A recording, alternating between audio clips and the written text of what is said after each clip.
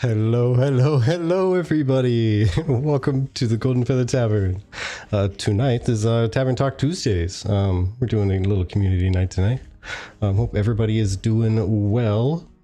And Chibi, how are you doing today? And do you know what we have on tap? Oh, man, we have so much on tap. Can I show it? I suppose. Look at what you guys did this last month. Look at this. This is crazy, you guys. Oh, wrong way. There we go. I'm going to need to make a whole other scene where our cameras are bigger. Yeah. Well, that's just all the people that gifted either subs or bits.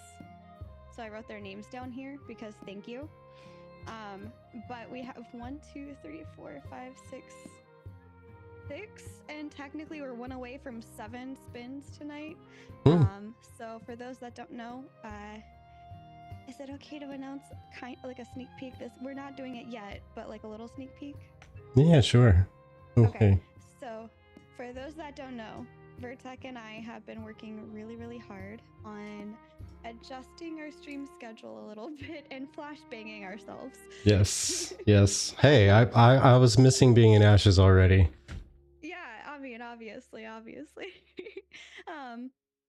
But yes, so we want to make the first week of every month be community focus week, meaning ideally on Monday we'll have some sort of community get together, and then Tuesday is going to be us catching up on all of the last month's wheel spins and all of the tomfoolery that comes with that. And then Wednesday, the first Wednesday of every month, we're thinking of introducing a subscriber only. I'm quiet. Oh no. Okay. Ow. Do you need me to make myself louder? I got you. Okay, you're okay. Good.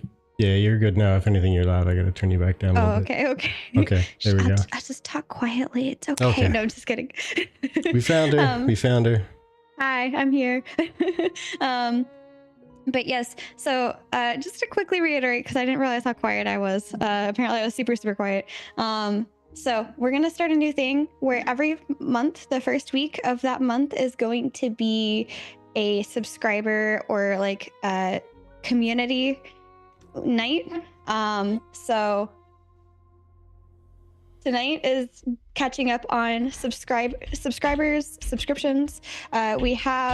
We're one technically away from another spin, but we're really close. I don't know. Maybe if you guys can convince Vertec, we'll do a bonus one.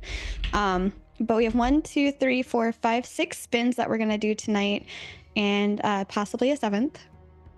And all the names on here are all the people that have either gifted bits or subscriptions to other people in the channel. So we just want to say thank you to those people extra, and I thought it would be a cute little way to show that. And tonight we're going to do our community night, ideally going forward. Oh my goodness. Gosh, thank you so Student much. Strife. Talk about a blast from the past. Hello. Yes, hello. How are you doing tonight? Are you testing ashes at all? What? All right, cool. So we're doing 7.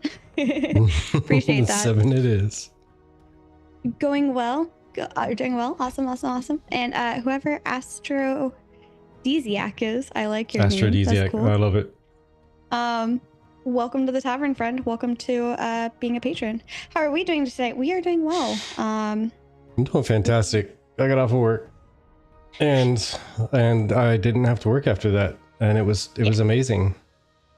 And Vertec is actually able to stay home for longer than a day or 2. Yeah. I didn't have to leave right as soon as the weekend was over this time, so. Cheers, by the way, for that gift sub. And because you gift subbed, I am putting your name in. We have a couple in gold, so I'll do it in brown. What is not working? I'm confused. Yeah, same. There we go. So, Addie right here. Thank you so very much. So yes, we will do 7 spins. And for those that don't know, we used to do wheel spins per 5, but then they got crazy. So we had to move them down to 10 or move them up to 10. Yeah, Either yeah. way. I had to move it up to 10 per spin. And so we try to have one of these per month now going forward, just to kind of hang out, thank you guys, and who knows what kind of shenanigans we end up getting up to in the future. I would like to see maybe like getting some games that people can join us in. Yeah. Just so you know, we had to move it from 5 to 10, not because we wanted to be lazy and or promote more people signing up for subs, but just because we couldn't fit them all into a single show. Yep. So it was one night a month we'd do the community thing where we do the wheel spins, and we just could not fit it in that night, so I had to carry over to the next month, and then we had the same problem the next month. Yep. But that just means that you guys are so kind and generous, and we appreciate you for those wonderful chaos moments. I love it. But saying the next goal is to get up to making it 50 subs per wheel spin. It's a big goal. It is. Someday. Maybe, yes. Fingers crossed. Yes, so let's see. I forgot where I was after that. Oh yes, we're also planning on introducing a subscriber stream night on Wednesdays, on the first Wednesday, of the month. And then we're going to have our typical podcast on Saturday, at least, just to make sure that we definitely cover the most recent live stream, because sometimes the first Saturday of the month is the first Saturday. And then, like last week, where I think that was the first. And that started on a Saturday. So, yeah. Baby, you need to get my mats for my pickaxe. Okay. Oh, I think we can. You said you fixed the bot. I think we can re-enable the King of the Hill. I think I can do that from my side if you want me to. No, I get it. Okay.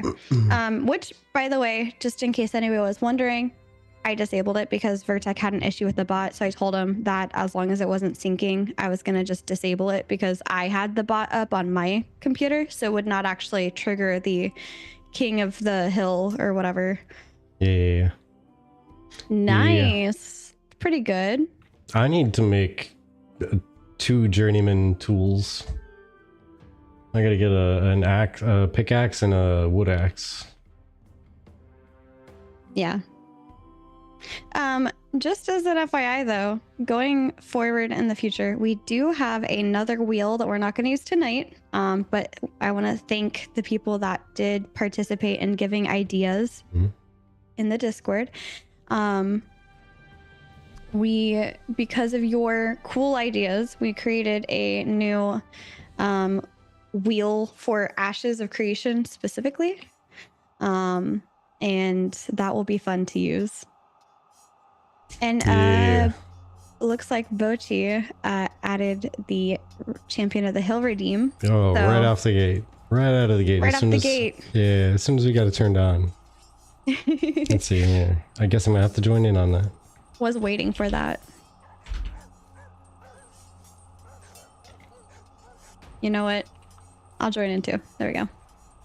All of us joining. Which, by the way, Pockets welcome in, and Oracle welcome in, and Bochi welcome in. But Pockets, if you guys don't know, likes to make props, and eventually, I think Pockets is going to show me how to make my book. For those of you that have been playing with me, I finally got a Forsaken Blades book made, and I want to replicate that in real life and have it as a nice little prop to be maybe not exactly behind me because you're not going to see it with the green screen, but to be used on stream and everything. So I'm really excited for that. Yeah, we're going to be doing some adjustments to the overlays again, I think. So maybe we can make sure that we get a scene or two where our cameras are a little bit bigger. It's not very buffy yet, but you know, I don't even know what I won with. A donut? I mean, that makes sense. Just like... Oh, lordy. I just imagine one of those like donut floaties. I just like put them around people and they just can't do anything. They're just stuck in a donut. Waiting on Maggie to respond. She said she would talk to Steven about having intrepid people who would like to join. I'll get supply list out after I hear back on that. Oh, okay, sounds great. But yeah, I don't know, Vertex. Sorry, that's kind of all that we really have on tap. Sound issues aside. Okay. Sound issues aside. Yes.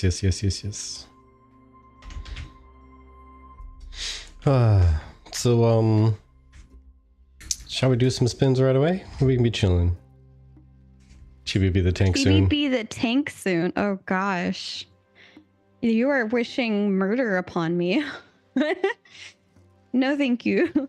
For those that don't know, I really abhor being tanks in video games. She does. I try to get her to be a tank so I can take a break every once in a while, and it just doesn't work out. She says no. There's plenty of other people that will play tank for that reason.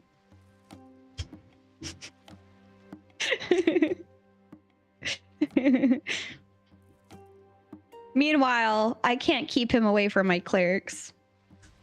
What you talking about? Bard. You're like, I'm gonna play a bard because tank is poo-poo right now. Hey. You knew what you were getting into. I said I like tank primary, but healers are my secondary. Yeah. No, I primarily DPS secondary when I'm not healing. Now I can heal next to you, or we can compare notes. More like you're going to like take over being the cleric. People be like, who's Chibi? We don't need Chibi as a cleric. We have Vertec. No. You see, because then they'll have to find a tank too. So if nothing else, that's another reason. Yeah, Keyboard Oracle says, give her a twirl. I'm guessing that's a vote for diving into some of the wheel spins, getting started on that, because we have all streamed to actually make good on them, right? Yeah, exactly. Let's do. I think this one. Boom. Yeah, that's the one. Yeah, that looks like it. By the way, hi Keyboard Oracle. How's it going for you, friend? All right. Ready? We're doing 6, right? 7? 8? 10? 7. Hold up. Not 10. Jeez. 12? 4? Okay. I wasn't ready to write it down. I thought we were doing one at a time. Okay. I'm ready to write it down now. Okay. Spin number 1. Talk about a topic the chat picks. Hi. Okay. Chat's topic. And then, hi Moon, how are you? Yeah, support is the most fun, Miss Snuggles, I agree. Wiki Roulette. Wiki Roulette, okay. Okay, so we're gonna talk about a topic that chat chooses and talk about a topic that Wiki chooses. Got it? 5-day weekend, I'm jealous. We got shots. Take a shot, okay. Oh man, I didn't prep anything. I'm gonna have to prep something. We got PvP shots. Oh. And then a PvP shot, okay. That's 4. And then fireball.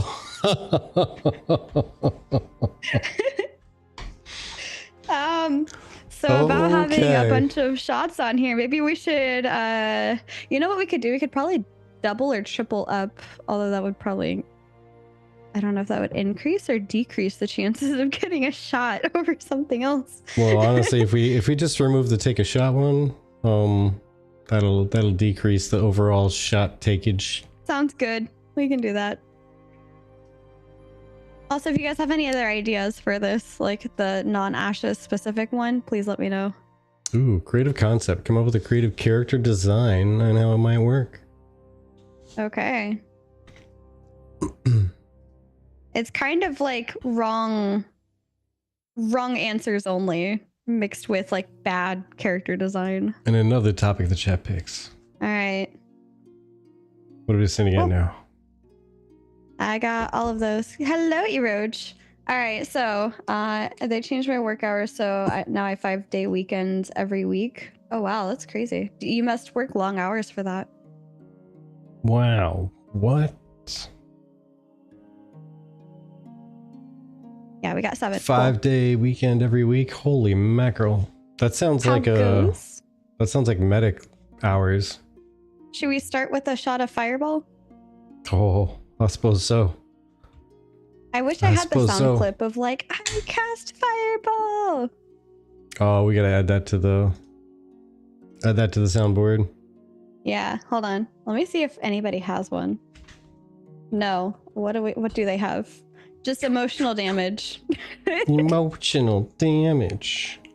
All right. Cheers. Oh, Flask cheers. of Fireball.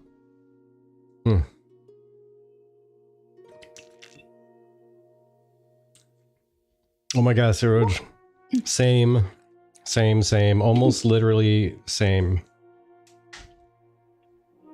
Spicy. I got a Spicy bit of Fireball. a promo right before Alpha 2, and thus, yeah. Many more hours are being worked. Many more. Yes. It happens. It happens. Yeah, it's good and bad. Exactly. So, all right. With that, we have that one off the list. How about chat? If you guys have any ideas on what you want to hear us talk about, this is your time. The floor is open to you. Did my long hours years ago just to do 2 10-hour Monday and Tuesday, and the week is done. Oh, interesting. I can afford a sweet new computer that won't go to use. Oh no. Oh. Are you you're not doing the Alpha 2 stuff, or you backing off because you've tested enough? I think it's either that or just too busy to play or test. Yeah. That's Also, fair. your thing is still broken. You're still green. You're not even purple. It's weird. Oh no. I am, but only level 17. Gotcha. You know, I'm showing You purple. broke it yesterday. Showing streaming Tavern Talk in the Tavern Keepers area. Interesting. Okay. Oh, you would, Bochi. You would. Baby toners are something that sound like they belong in the Children of the Corn dungeon. Oh lordy. You just see the red-eyed peepers staring back at you. Adolescence of the fields. Yes. Oh, cheers. Wow, Hey, almost 1 thank you. year. Almost there. Almost 1 year. You're gonna get your new badge next month. You're gonna get your tankard badge next month. Yeah. You hit the 1 year, That's you get a awesome. tankard.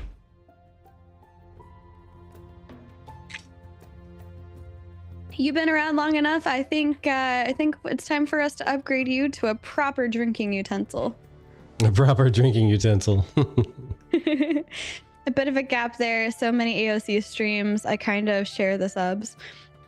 Yeah. No worries, honestly. That's the thing. There's many people out there. And lots of good ones. So support the sharing of the subs. Yeah. Yeah, I don't know. All right. I'm gonna leave it be. Excuse me.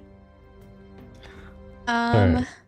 Do you think we'll be able to age our tune at the creation? I think so, because you can choose how old or young you look already. Yeah, you can add wrinkles and such. You can make yourself have a dad bod, absolutely. Add a little bit of spare tire around the core. Yeah. As old or as long as you need. Isn't it the proper drinking utensil a brown paper bag it comes in? I mean, one could argue. These right. purple trees are a unique tree that kind of look like cherry blossoms to me. They do. And they are found by a very specific pocket dungeon, which has some lore behind it about being a kind of like what was the word? Hold on. You know what? Let me pull up my notes because I actually have verbatim what they are. Pull up the handy dandy note tree. It's something like a spa, kind of related to a spa. I forgot exactly what it was, so let me pull this up. But this is a place that I believe the Valoon would go before the Jinn in order to access certain areas.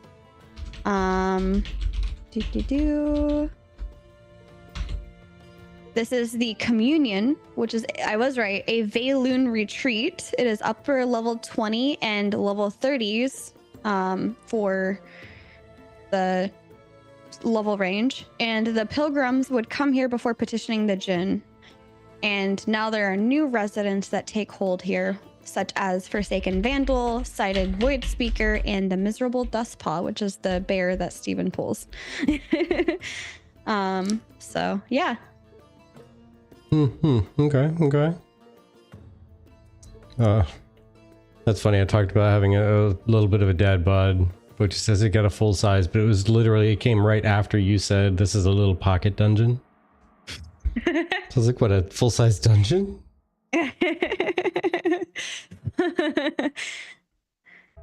Do freeholds have any value in A2 yet? I see people own them, but I don't get it. They're all empty. Okay, so technically you can do stuff with the freeholds. However, they're not at the level at which they're going to be. You can plant stuff on the freeholds and you can use them for animals, but sometimes some of the animals go invisible, I guess.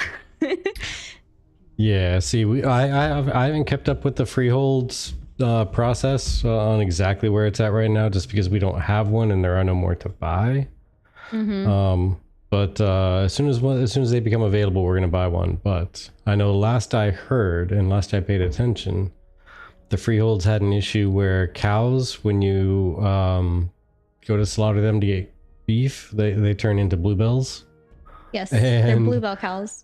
No matter what kind of tree or plant bulb that you planted, they were turning into oak wood.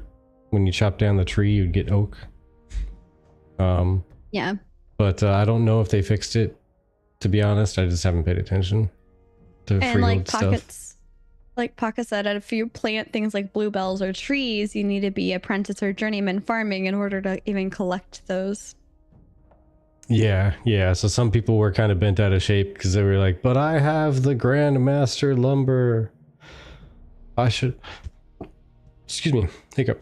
I should be able to chop down these trees. And yeah, they can't, because you gotta have farming to do all that stuff. Yeah.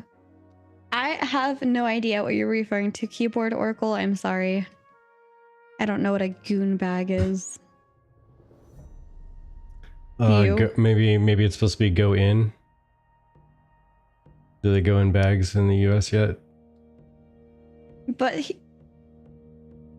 do they have that? I don't know. I'm confused. Do they have permissions? No. Technically, there's supposed to be a way that you can do it, but it resets. One of our, a couple of our guild members are like testing with that, but it kind of like kept resetting. Goon bag is a wine in a bag. Oh, well, we have wine in a box, at least here. Boxed wine. Yeah, we got boxes that are technically a box with a bag of wine in it. Okay, hold on. I haven't grabbed thank you again for this. This is going on the new one. Or do you think I should go on the one for tonight, and then the stuff starting tomorrow should go on the new one? Let's go ahead and keep adding it to tonight. Forget 10 more subs, we'll do another spin. Okay, deal. All right, Bochi, you take care. Thanks for stopping by, and thank you for giving away the gift subs. Much appreciated. Yes. Welcome in, infamous NYC. I think we're gonna do another silver. And let's see, but yeah, Roads, there's so many things that they need to get into the freeholds. They're super basic right now. Hopefully, there we are.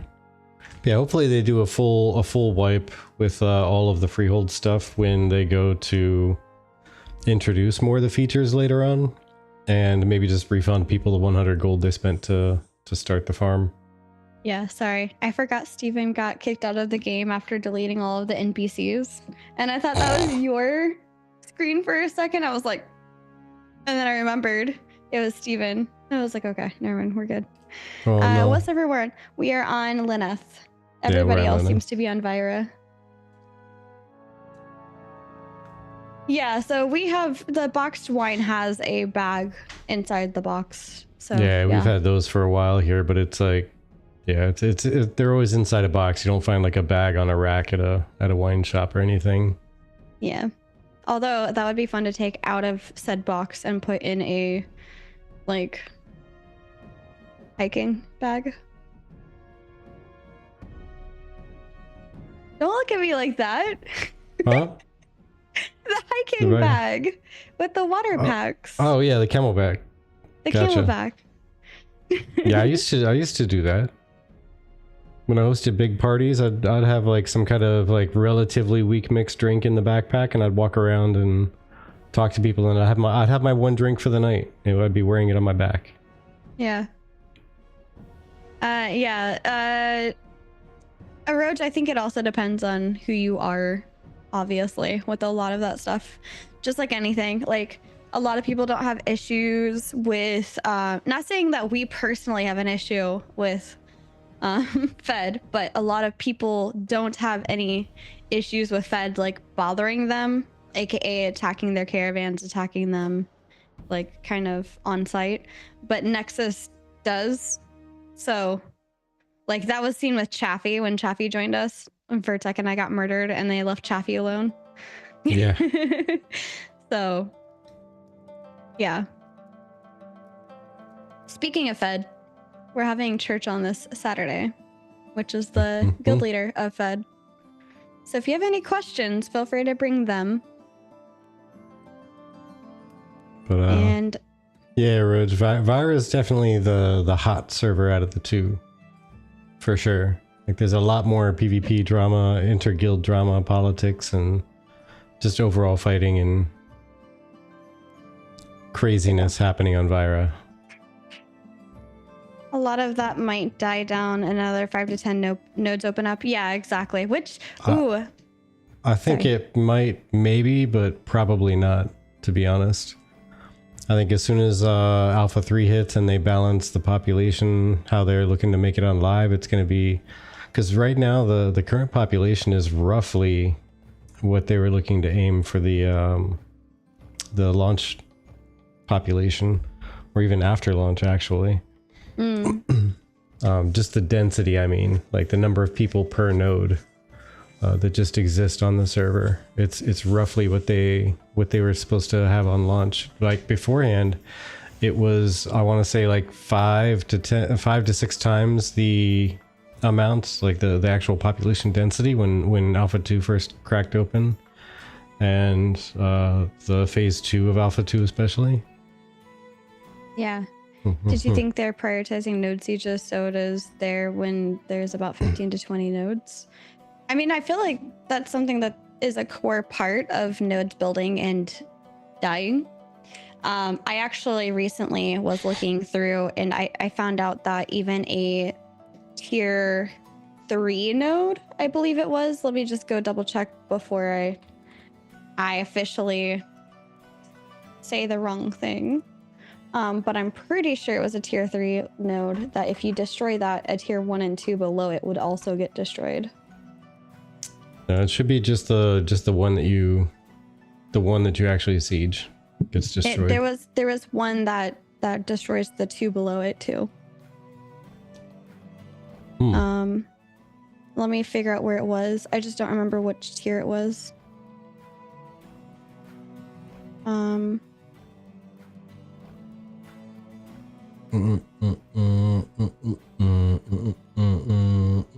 me figure that out real quick.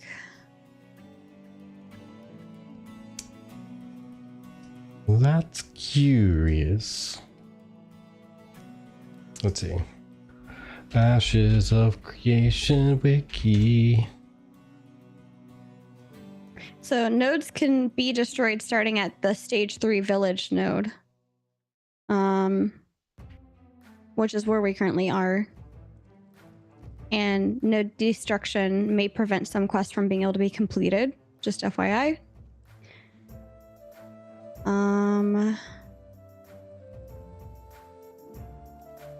Oh, that's cool. A node siege will last for up to 2 hours. That's good to know. And there'll be a cooldown before a node can get sieged again. So 30 days for a village, 40 days for a town, 50 days for a city, and 60 days for a metro. Previously, this number was 20, 30, 40, and 50. So they've increased it by 10. So that's pretty cool.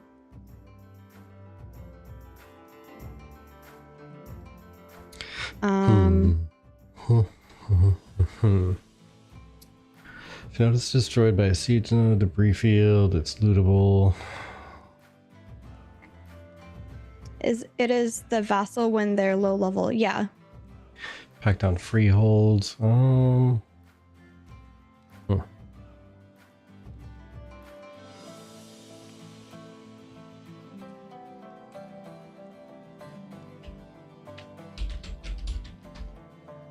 I gotta figure out where that even was. I'm sorry.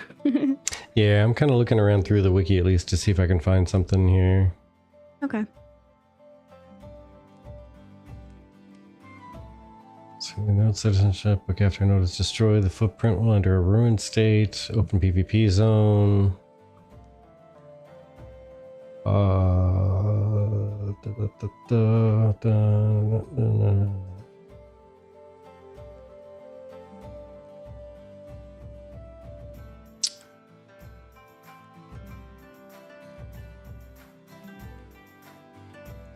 The cool thing though is once your node is sieged, you can rebuild it, but it can change what the racial augment is of that node once it's being rebuilt.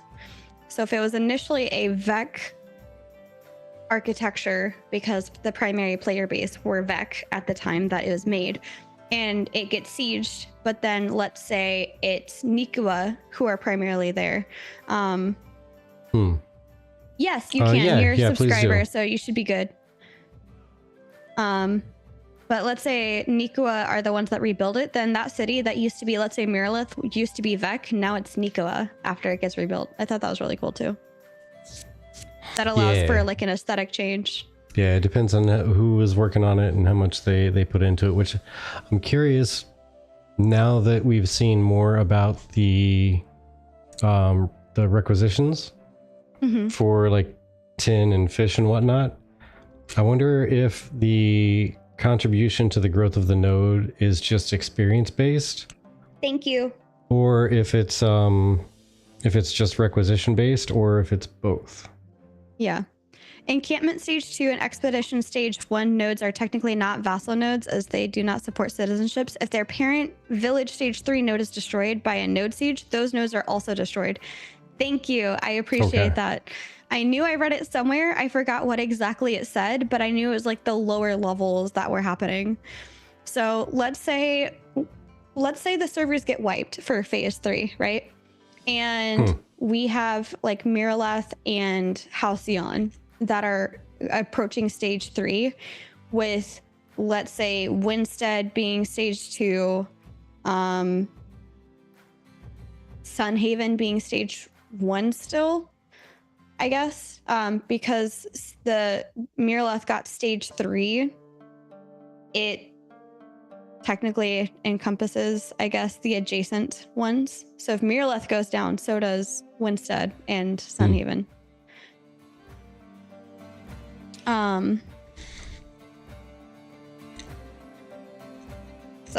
But the cool thing is, apparently, I didn't realize this. So, you know, when we're talking about metropolises that are metropoli, I don't know what the plural is. Metropoli. When we're talking about metropolis level nodes, apparently you can have, let's say, Halcyon and Winstead being metropolis, even though they're next to each other, because it depends on which way they vassaled. They could have vassaled in opposite directions, thus providing two twin cities. Yeah, I thought especially that if was one, really neat. yeah, especially if one ended up, expanding out its ZOI for like a metropolis, and then that metropolis gets destroyed, and the first one to level up is like way out on the far border. Yeah. And then, if another ZOI does the same thing, I mean, that'd be a heck of a coincidence, I think. But yeah, it's always possible. Always possible. Yeah. But let's that group of nodes reset and all race to be first to level. Yeah, exactly. It would be pretty OP. The crafters would live in those two metropoli. It would be OP, and I bet people would fight to protect those two being metropoli. I mean, I'm not gonna lie. That sounds like an amazing strategy to try to pull if like half of a server can cooperate on like one continent to make that happen. Mm-hmm. And then the entire continent would have to be in agreement, like, hey, if either of those try to be sieged by anybody else, like, we all have to go and try and defend it in one way, shape, or form. So, since I'm on the wiki already, I figured why not go ahead and knock out the wiki roulette. All right, ready, set, go. What do we find? I went ahead and I clicked wiki roulette, and I found tomato sauce, which is an ingredient crafting material in ashes for journeyman cooking people, chefs, if you will. And they can stack up to 20. And they're an ingredient, and you can learn it for chef's perfect pizza or farmer's meat pie. So what do we think about tomato sauce? Tomato sauce is delicious and amazing. Or, as my Italian friends insist on calling it, gravy. It's gravy. Okay. It's just gravy. I mean, I think tomato sauce is good. It's hard to not like tomato sauce. I'm not super into tomato paste. I feel like tomato paste is a little not my thing, but you can make sauce from paste anyway, so. Well, yeah, I think that's one of the main points of the paste is to make other things with it. It's like a tomato concentrate. Here's a whole lot of tomato stuff. Add some water and other things to make it actually tolerable. Yeah. It's certainly a component in a good meal. I agree. Atomic Sorcery. Yeah. Welcome in, by the way. Yeah, welcome in. Sorcery of the atomic variety. Oroch says, I want to make a lot of meat pies and give them to all my friends. Meat pies. Tomato soup? Yes, Oracle. Keyboard Oracle. Tomato soup would also be good. See, now I want a grilled cheese. Oh, I want a grilled cheese so bad now. Oh, no. Oh. You did so well all day. We have neither bread nor cheese. Mm-mm. Well, technically we have cheese. I don't know if we have bread, though. It's not the right kind of cheese. It's not the right kind of cheese at all. No, you're right. It's cheese dip. No, we have other cheese. Tomato sauce. Let's see what the codex thinks that tomato sauce is used for. Spaghetti. Spaghetti. Han's Hella Hot Chili. Farmer's Meat Pie and Chef's Perfect Pizza. I like that. It's literally called Hella Hot Chili. Had ravioli for dinner, so it feels topical. It's all right. When are we gonna see some water creatures and streams and lakes of A2? I mean, that's a great question. I feel like they're gonna be in bigger bats of like water. Han's Hella Hot Chili. 73 additive weapon fire damage rating. Increases. This sword is on fire. Increases additive weapon fire damage rating for 60 minutes. And then spaghetti, physical power rating of 55, 183 max health, and lasts for 60 minutes. But it has nothing to say about the food farmer's meat pie or the chef's perfect pizza. So there you go. That is what you can make off of the random ingredient that the wiki roulette gave me. Well, all right. And now we know. And now we know. And Keyboard Oracle, is it going to have a lot of tomato sauce or is it going to have ketchup? Which I suppose is kind of a tomato sauce.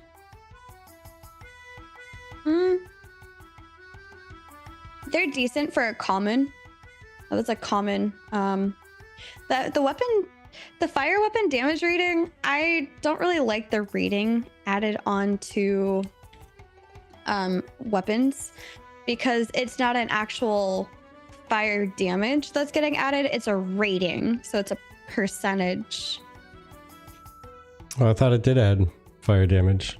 It does at a percentage level. Well, no, I thought it literally like added, like it created fire damage, I thought.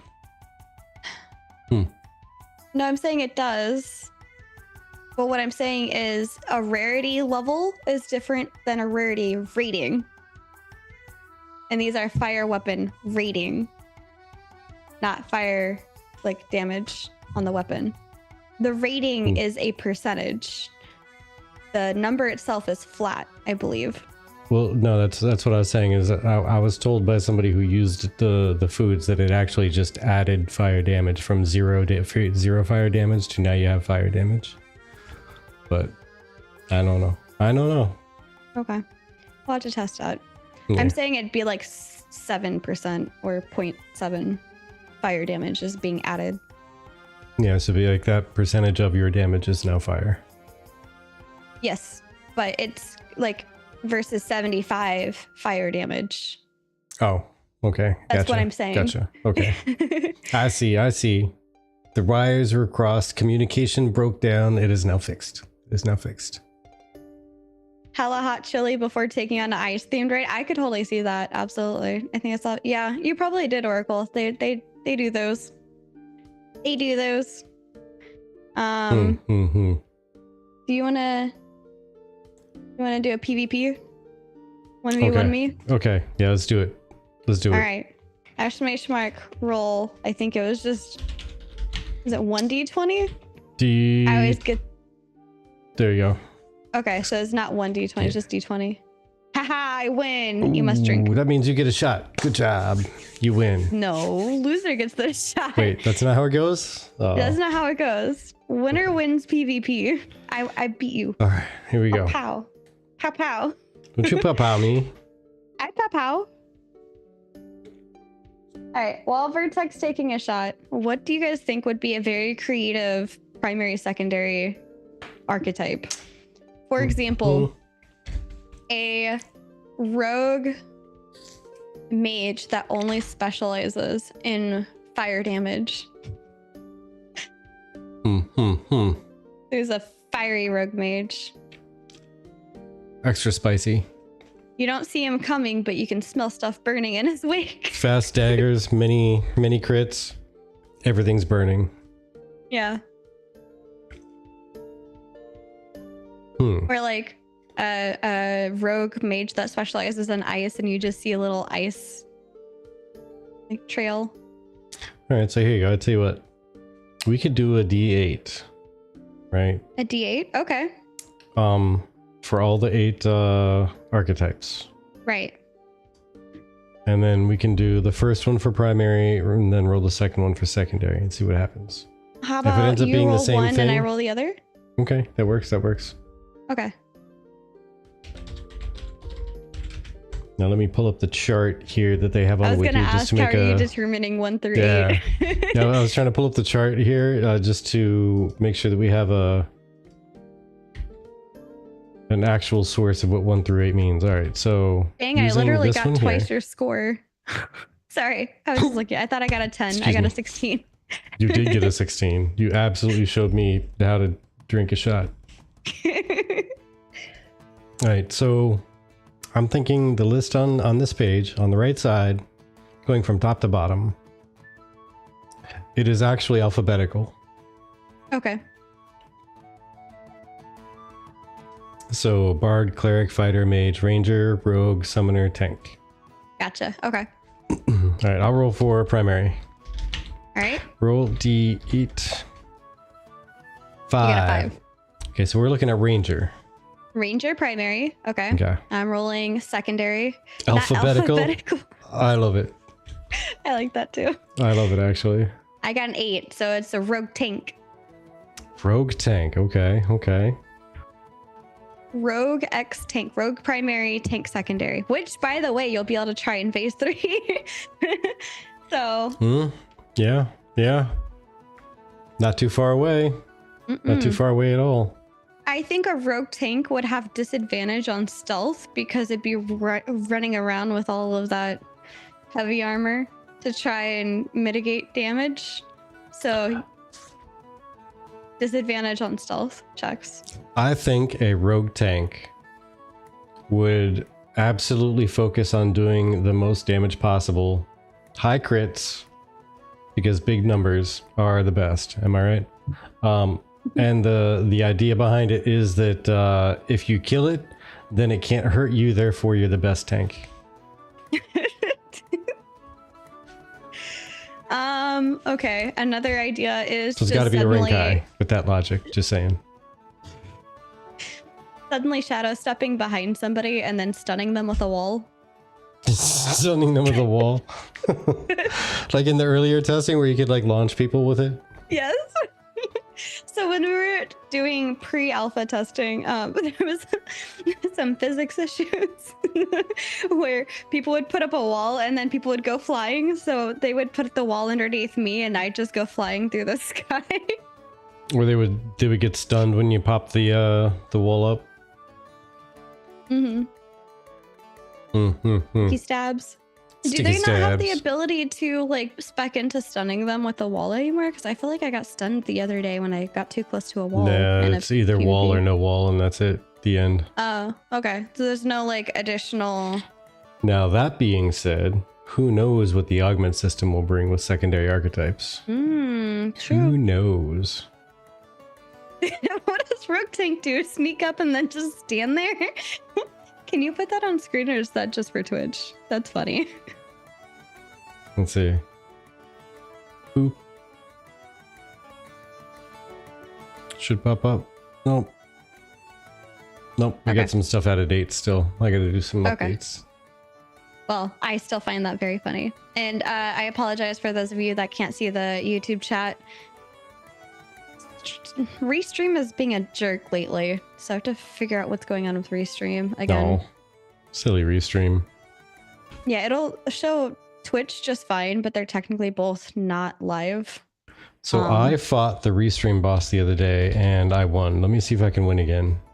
I wonder if it was because maybe it's like, I don't know. I felt like there's two different settings maybe, because the one that you won I felt like was for the other profile. Let's see that one. Well, let's see if he wins. But what do you guys think? What do you think would be funny?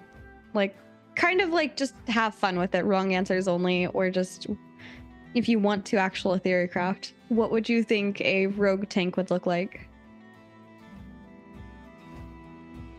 Okay, not that one. Okay.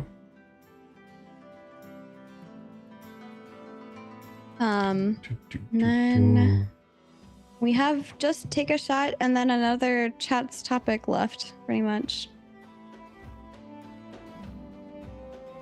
But we are 2 into the next set of 10. So we are 8 away from the next spin.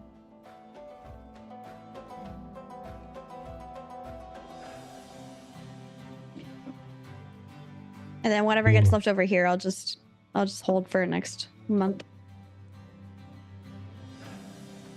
But let me know if you guys have any other ideas for things that we could put on our non-ashes wheel that we could do for fun with you guys. Climbs on the back of a monster, stabs forever like the itch that can't be scratched. Oh my gosh. And then just kind of taunting, but you can't quite get to it. It's just like, it's on that like one part of your back that you just can't quite get to. Just can't get there. I love that. Yeah. I mean, that'd be a heck of a crowd control. Tank is supposed to control the flow of battle and crowd control people and take care of annoying pests and lock them down, right? That'd be one way to do it. Very true. Very, very true. All right. I think though I'm gonna make a note to remove the take a shot from the wheel, just so that we have another chance. That may have been like a retro. Yeah, just one that Option. wasn't changed up. Yeah. Because that's a lot of shot taking on that wheel. It is. Made me think I was muted or something. You're like tapping at your mic. Oh no, I was thinking. I was like, sorry. Nope, your thing's purple. You're not muted. Mine is this weird blue color. I changed it to yellow a while ago, or pink, but it's okay. It doesn't really show up as nicely as your purple does, because the pinks are just like... It's okay, right? My purple looks bluish anyway, especially compared to this. Yeah, that's fair. Actual foam piece on the mic. It's like a violet, almost. Yeah, violet purple.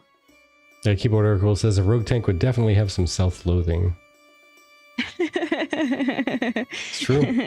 I want to hide in the shadows. I have to be in front of the creature. You know, I also think rogue tank, so they'd be hidden in stealth. And kind of like how when I startle you, you get totally aggro. That's exactly how a tank should gain its initial aggro Way burst. to call me out. Rude. It's coming out of stealth and jumping out and going blah, blah, blah. Just doing like a jump scare. And that's gonna get the initial aggro set from the mobs. Let me tell you, I could be just minding my own business in my head, having a great old day, and all he has to do is walk into view when I'm that deep in my head, and I will freak out. Yeah, it's seriously that bad sometimes. I'm a little bit skittish, so just walk into the room and suddenly there's a heart attack happening. Or for that matter, I could exist in the room and she walks into the room and heart attack happens. I do try to get him back though. For existing in a room. No, it's a terrible crime. It's a crime against humanity. I'm primarily talking about like those times when you throw socks at me when I'm intently focused on something. There's a reason I don't play only the times I games, legitimately try. Okay, that's fair enough. That's fair enough. Yeah, no, like you scaring me because I was lost in my own thoughts. That's like a whole other thing. There's a lot that goes on up here. I'm constantly thinking about TGF. Always noodling. Always noodling.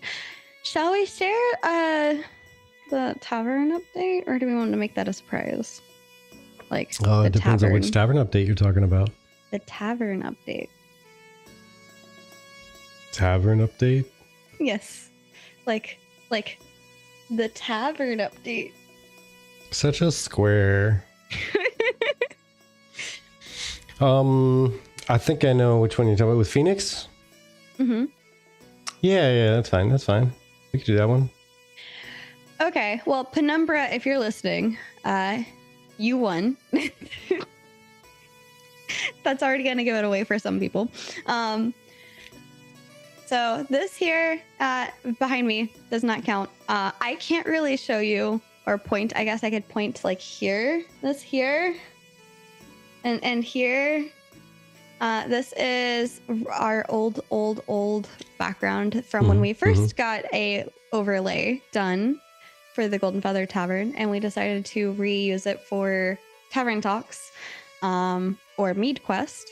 And we have a different overlay that you guys typically see. It's very much more cartoony. That is on Saturdays, and that was meant to match our VTubers, which we stopped doing because a lot of y'all said that you missed our lovely faces. So we brought the lovely faces back. But also, by the way, Vertex, some people have been requesting more tavern garb. Okay. So tavern garb like, more often. So we're just gonna have to get like a full wardrobe of tavern garb and just wear it 24/7. So we're in the habit. Got it. Yes. More tavern garb. And they really enjoy the fact that we're wearing that on Saturday. So that is all gonna get updated to be, I believe we talked about them being the same background technically, but different perspectives. Yeah, right? yeah. Be in different parts of the tavern for the different nights. Yes. So the idea is for our podcast, we're still going to be behind the bar like we are currently, just going to be updated to maybe match some of Ashes of Creation's graphics. So that's going to be exciting. And then for man, I forgot that we're also like, can I mention the S word for April with the people that we're inviting? Oh no. Okay. There are some other ideas that we have though. The S word is surprise. Surprise. Surprise. We have a surprise for you in April. But there's we're working on a better for us. Honestly, it's going to be for you guys too. A better for us and for you, like streaming schedule. And I don't know how much Vertec wants me to talk about that yet, but we can talk about the schedule. Yeah? Yeah, we can talk about the schedule. Yeah, okay. Yeah. So I mentioned earlier that we're going to have the first week be all about you guys, right? So Monday is going to be community gaming night. Maybe we might get some Nexus folk in there with us. And then Tuesday is going to be what we're experiencing today, where we get a bunch of you lovely folks who have been supporting us over the month. And I make this nice little, I got these slate boards off of Amazon. And I feel like it fits the tavern vibe very nicely. So it do. Looks good. I like it. I love how you did the little mug. Yeah, it's freaking adorable. Do that. Thank you. No, you don't. It looks amazing. Aw, I want to make it bigger though. I mean, you can make it bigger. Like this bigger. Yeah, you can make it bigger, but it's adorable. Thank you. Yes. These are, like, I want to, like, all the names here. Legitimately is exactly what she said.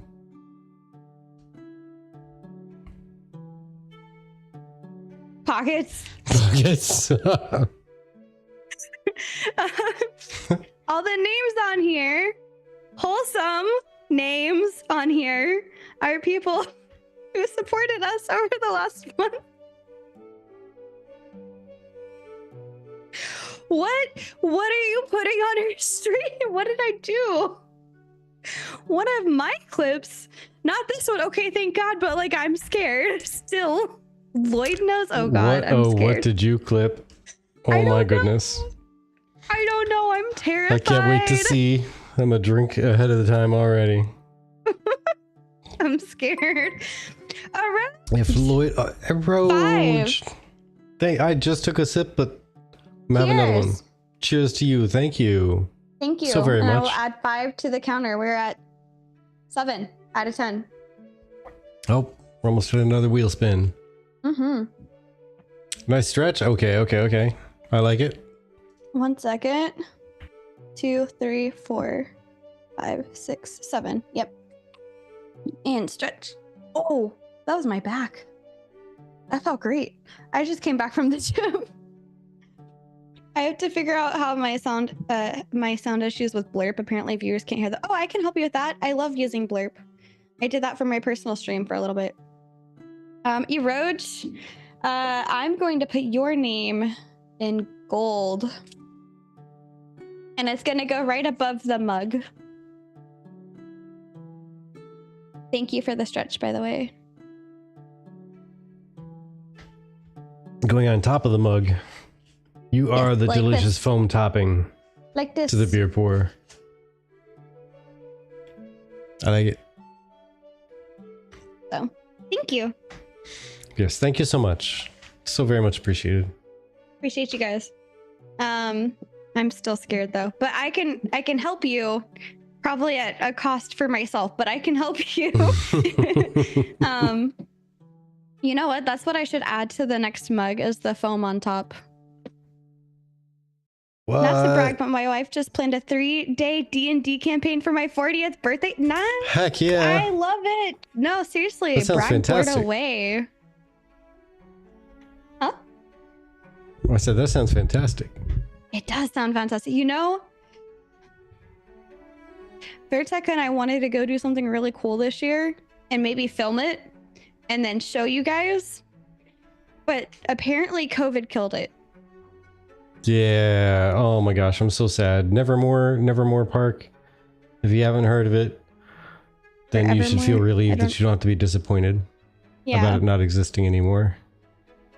But there's this park, I think in like Colorado, that was like this huge theme park that was fantasy themed, and there were taverns there, and you could show up in character like a giant LARP thing, but they actually had quests for you to do and things like that. And I saw that pre-sick time, and I really wanted to go, and we were like maybe one day, and then this year we're like maybe this is the year. Since 2018 we had our eyes on it all the way up until like I think it was just a couple weeks ago. I was like, hey, I wonder if, what's going on with that place, what they have going on. And Chibi looked it up, and nope, they died.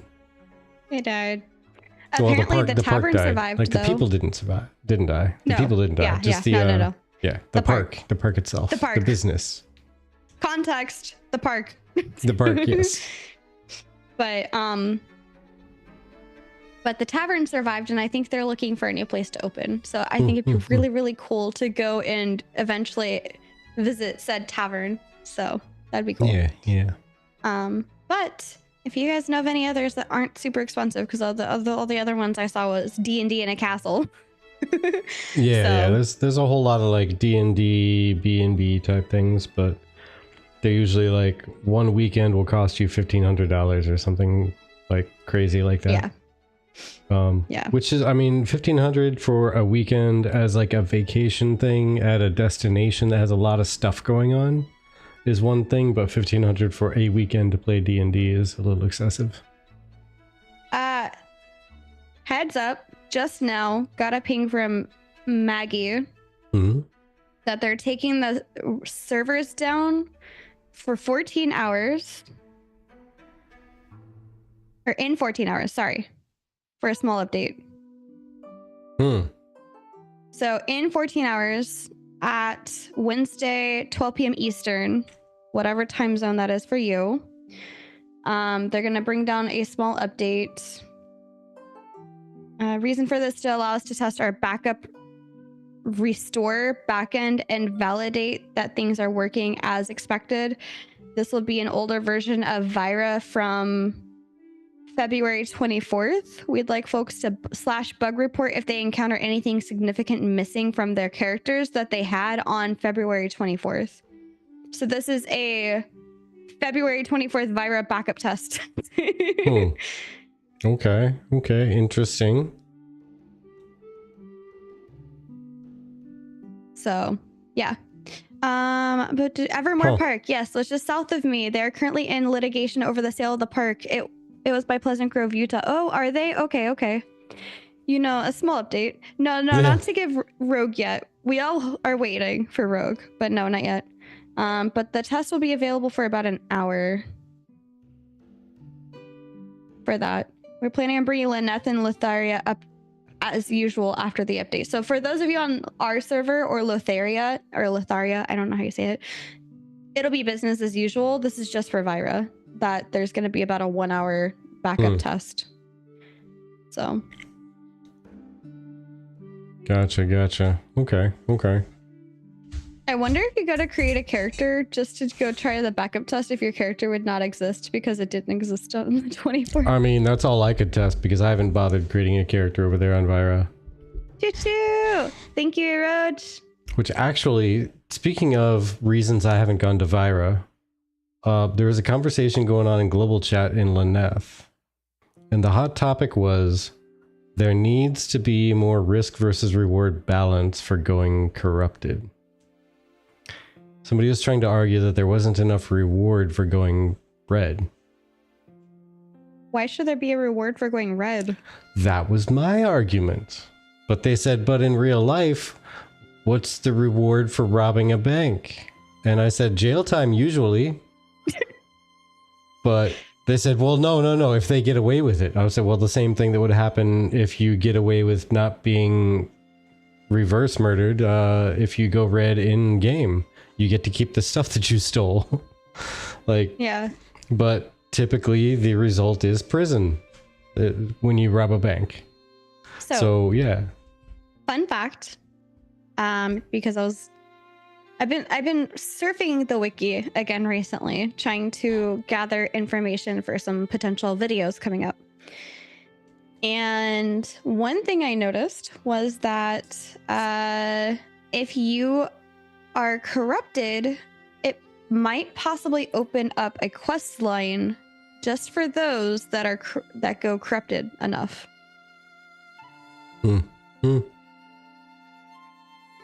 I mean, there's going to be systems brought online that's going to cause Intrepid to scale back the corruption, right? There's going to be the bounty hunting system, and if nobody's going corrupted, the bounty hunting system is a waste. So they have to ease it up enough for people to want to try to go corrupted, because it's not as much of a penalty as it is right now. I think that's silly, like to try to encourage people going red, like to put in, like artificially put in like a balance to it, but I'm willing to test it. I'm willing to see how it plays out, and you know, we'll try it. We'll see what happens. I think corruption is just fine. It feels perfect to me, but I have a CD on the Guild Wars because it's being used to avoid corruption. If you could only guild war 1 to 2 times per 5 days or something, the guilds would have to choose who they're decking on. I like that. That's a good point. I think XP debt when you die soon after dying should be less. I also like that. I also like the idea of cleric being able to possibly mitigate or reduce how much XP debt that you get by resing. Honestly, I think a cleric res should wipe out like 90% of the experience debt. And I would like to see that. What would be nifty is even wipe out some of the dropped stuff, like almost like it reverses time to a degree or something. Because if you just, it already stifles like exploration. Like people just up and dip out when you're exploring a new area, right? At least when there was new areas to explore, before everybody found everything and did all the stuff and got all the gear. And now it's just we know where everything is and what's going on. But when there was areas to explore, it was very hesitant steps to get into a place, and a lot of people would just up and like start running away as soon as something went even half sideways. So I think there should be a risk versus reward. Like the risk of staying there means you could wipe the party, but the reward should be that if you can make it through, the cleric can res everybody and basically reverse everything negative that had happened. Like you don't really lose all those items that dropped. You don't really lose all that experience debt, etc., etc. Yeah. Roach thinks that talent points should be used to make the debt even less by a cleric, like a cleric opt-in talent point.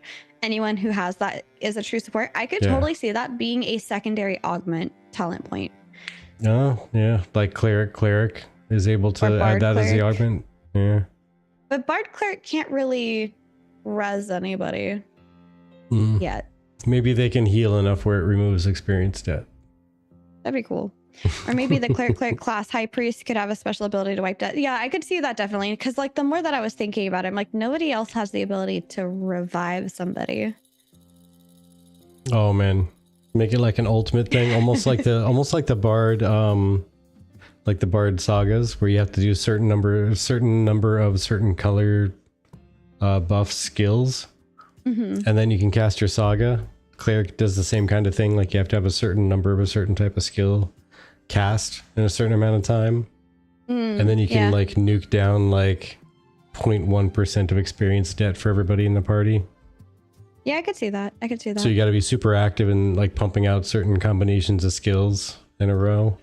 You just keep knocking out like 0.1% of the experience stat. I mean, that takes us back to the conversation that I started in the Discord about gear. And the thing that I linked said that your ability to PvP another person should be 40 to 50% gear dependent and the rest skill dependent. And I was asking, how does it feel currently in Alpha 2?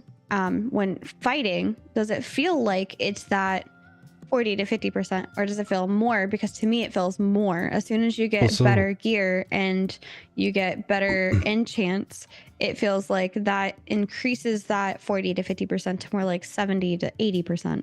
So here's my take on it. I think that in the grand scheme of things, and this is going to sound really weird for a second, but bear with me. So okay. I think that skill should make up like 10 to 20% of your power differential. Like it should be quote unquote minimal, maybe up to 30%.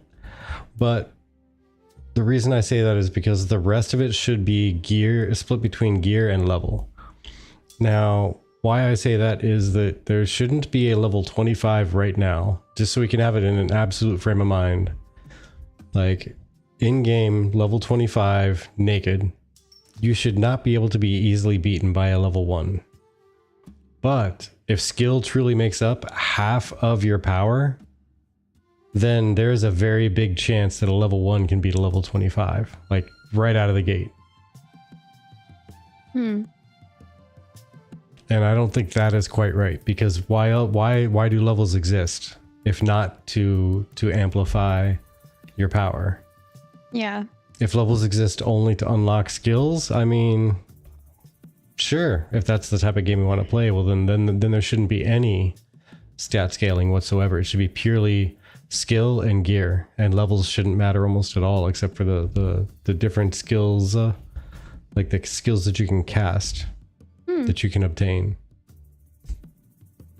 Yeah, level 25 does one hit a level 1. Yeah. And that's how it should be. But naked, I'm gonna be honest, I haven't tried like both level 1 and level 25 being naked, trying to hit the same thing. I just know that as a level 25 tank, this is my area of knowledge here. Tank, bard, and that's about it. And also about that much cleric. But as a tank, as a level 25, I go to fight a level 6 no star, and it still takes me 3 hits to kill the thing. And I don't mean auto attacks. I mean like pumping out my big hit skills. It takes 3 of those to kill a level 6. It's ridiculous. But like I haven't tried to test a level 1 of a certain class, or archetype rather. Trying to square up against the same thing that a level 25 would, both of them without any gear, and see what happens. But yeah, in my opinion, there should be a large shift that happens with levels. There should also be a large shift that happens with gear. And then once you're at that point, it should be skill can make a giant difference. But a giant difference when gear is equal and level is equal means like a 20% of your overall power should be skill based. Your overall like effectiveness. That's fair, because this is from like 2020, so 5 years ago. Crazy to say that now. Almost 5 years ago. Gear such as weapons and armor has approximately a 40 to 50% influence on a player's overall power in the game. This ratio will likely change over time as characters progress through various systems. And that last part is in reference to 2023, so a little bit more new. And there's a question that says, could you explain in detail what you mean by 50% of player power when talking about gear influence on player power? This was also answered in 2023. It was actually October 2023. Halloween. The answer from Steven was that's just a general allocation of what players can expect to pursue when enhancing their player character power. Now, obviously, the distribution and ratio of those types of influences, whether it be itemization, whether it be level, whether it be augment choices and or skill tree choices, those influences and ratios change through the leveling curve. So at lower levels, your character is going to be more influential over character power than itemization will be, but at end game or higher levels, the end of the adventuring level progression is when itemization really gets an emphasis for its ratio of player power.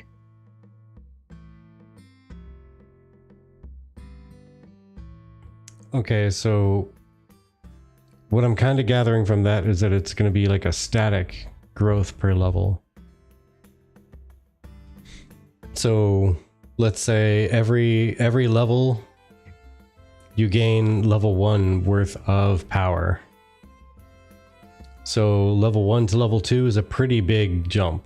Level 2 to level 3 is adding a level 1 to it, so it's still a pretty big jump, etc., until you get to like level 23 to 24. Adding a level 1 difference in there is not as big a difference, so it would slow down as you level up, but gear would be a larger difference at that point. Yeah.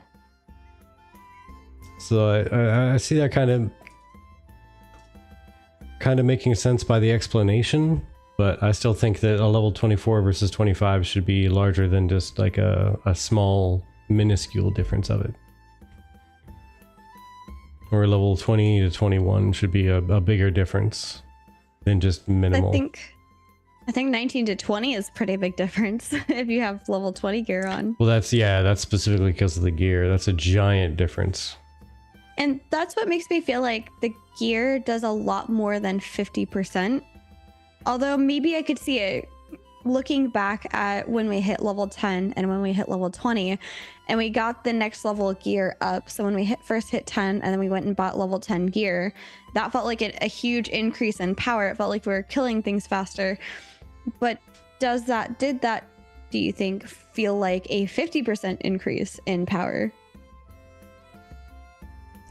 From which point to which point? My brain went off on a whole other tangent of calculation. Sorry. It's okay. He was doing his own math. When you're level 10 and you don't have level 10 gear, but then you buy the very common merchant level 10 gear, that felt like a huge power jump for us as a group. Do you feel like individually that was about a 50% power increase once we got the appropriate level gear on, or yourself?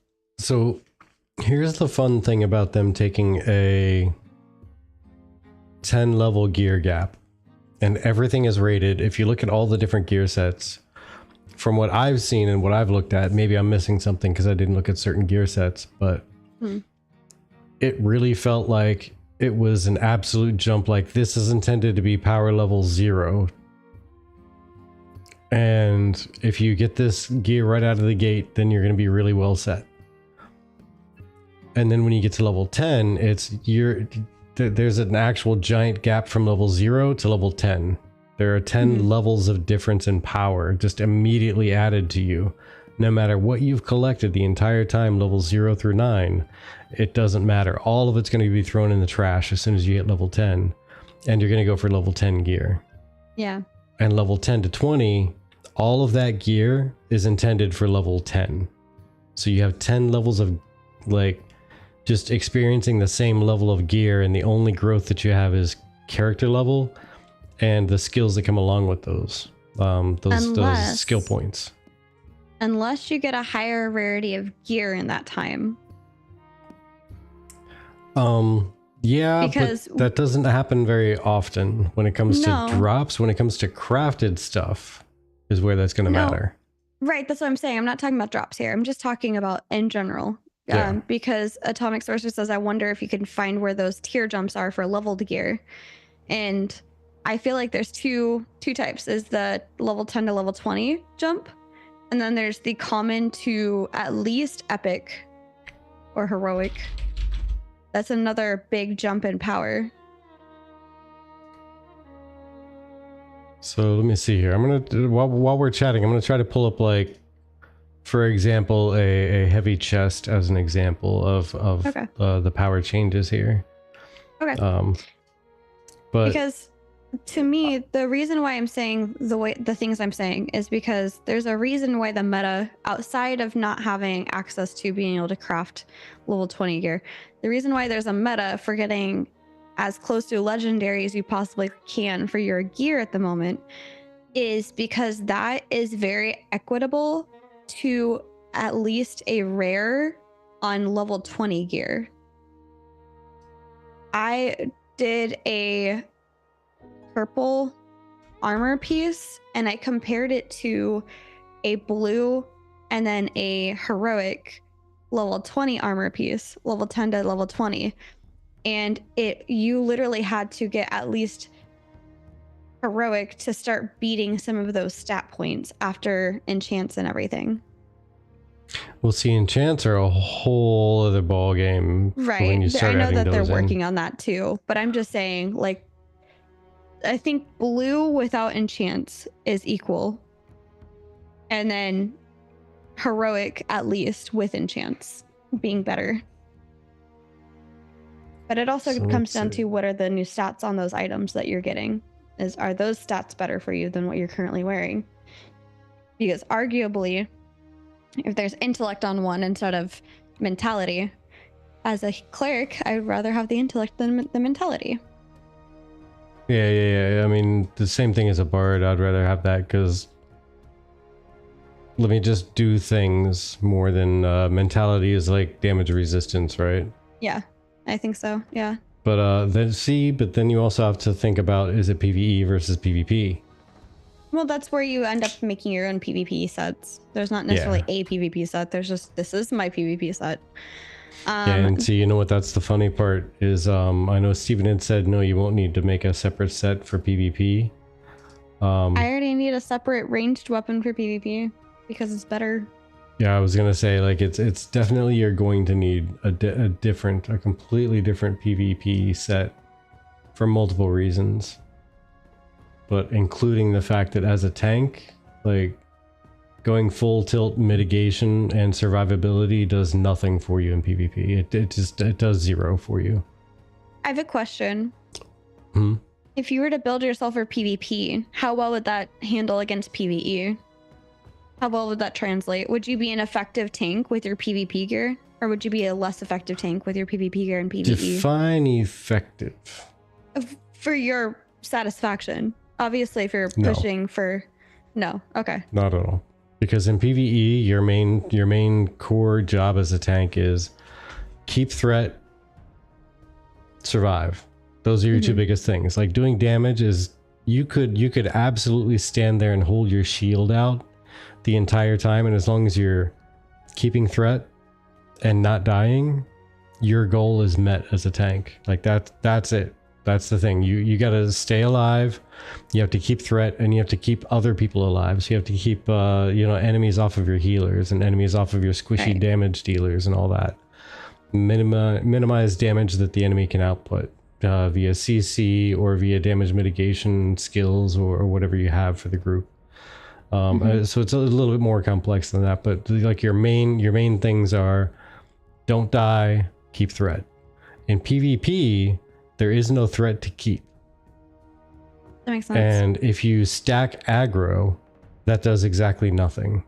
So all of your, like, the intimidation aura goes out the window. That means nothing. That's an AoE that just adds a ton of threat. It does zero in PvP. You got to get rid of it. Okay. And soaking damage does absolutely nothing if you don't have enough tools in your kit, enough CC and control and, like, battlefield manipulation skills to really have a hand in the battle. It means nothing to just live. You need to actually do damage after you catch somebody tripping up, like they're lagging behind or they overextend, and you have to be able to punish them by dropping a wall behind them, by pulling them to you, by CCing them and punching them in the face with your sword and or shield. So you actually need to do a little bit more damage, and, like, survivability if a mage can already kill us in 4 seconds, who the hell cares if we can last 5 seconds? 4 to 5 seconds is not a big deal. Right. So the current I would say, the current meta is like stack strength. Forget constitution, forget everything else, just stack strength, do as much damage as possible, pull people, control people, wall people, and kick them in the face, and maybe you'll win. Gotcha. I would say as a cleric, I don't feel like, I'm not a PvP oriented, so for those of you that are, I'd love to hear your thoughts. But I don't really feel a difference outside of the speed of my weapon affecting my spell speed. If I swap my book to a short spell bow, then that affects how quickly I'm healing the people around me. But otherwise, it's still all about int, really, and magic power, because your magic power is your healing power too. Yeah. So, and that to me makes sense for somebody who's, and that's also weird. So, a question to somebody who's been playing basically nothing but cleric. So Steven at one point had said that clerics are going to be more get in your face. They're going to be masters of life and death. Do you feel that whole everything that he has said is kind of not really applicable right now?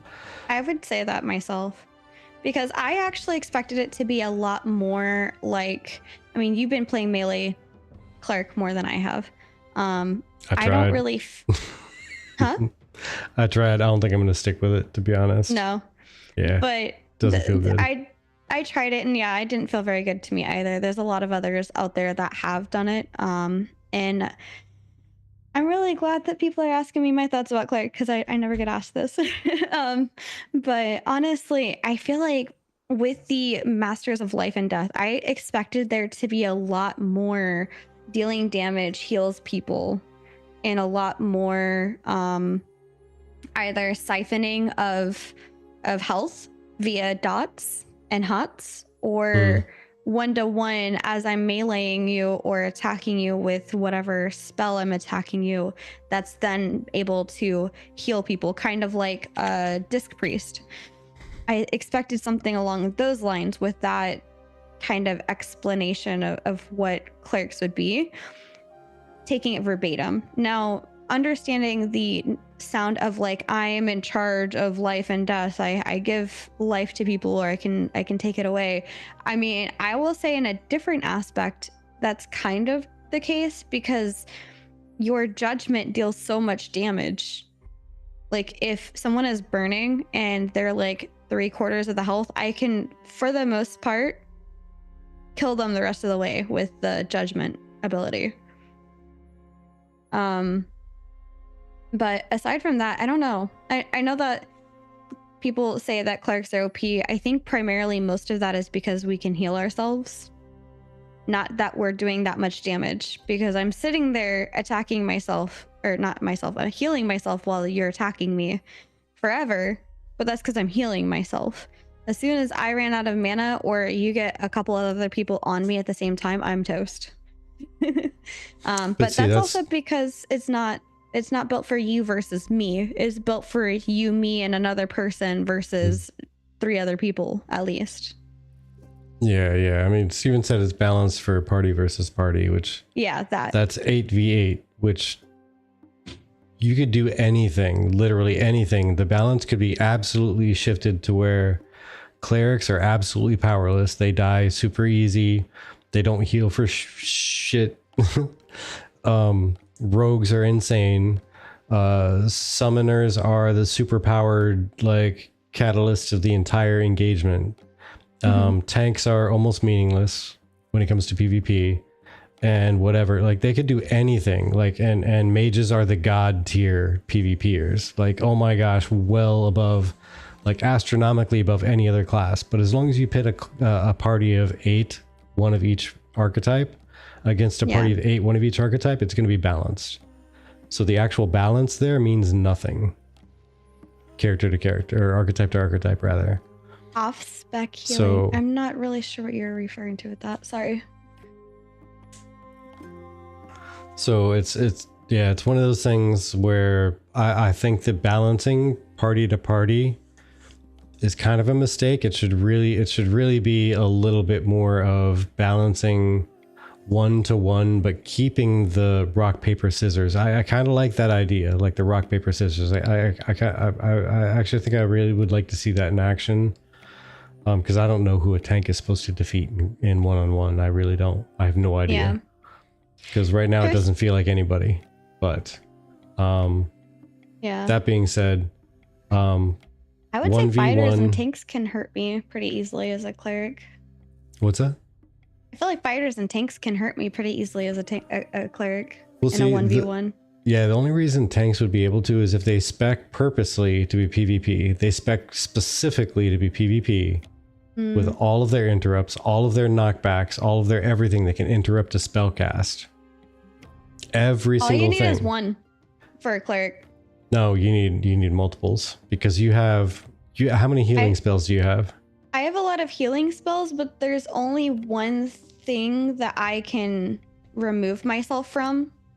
So if you silence me, there's only one skill that allows me to get that off of me, and then that has a pretty decent cooldown. Okay, well, there's that, but if you get knocked down on your butt, that's not a silence. Okay. So a tank, I don't recall anything that actually silences. It's all knockdowns or knockbacks. Gotcha. Okay. Or like just straight like interrupt. Silence, I know that Bard has a silence, and Cleric has a silence, but tank only has interrupts and knockbacks. Gotcha. So yeah, we would need all of them, because you have so many healing skills, and your flash heal alone, which is an instant, it can't be interrupted. Right. Heals you for a gigantic amount, and your flash heal alone with your what's your base heal? The one that looks like the little like shoots out and comes back to you to heal you. Mend. Mend, yeah. Those two alone, and what's the hot that you can put on yourself? I think that is Soothing Glow. Yeah, I think that sounds about right. Yeah. Okay. So actually, those three. Let me take it back. Those three alone could keep you alive from a tank. Those three alone, and those aren't big, huge mana dumps either. Those three will keep you alive forever with a tank. Yeah. You will not need anything else. I guarantee you. And I would actually like to test that now that I'm putting it out into words.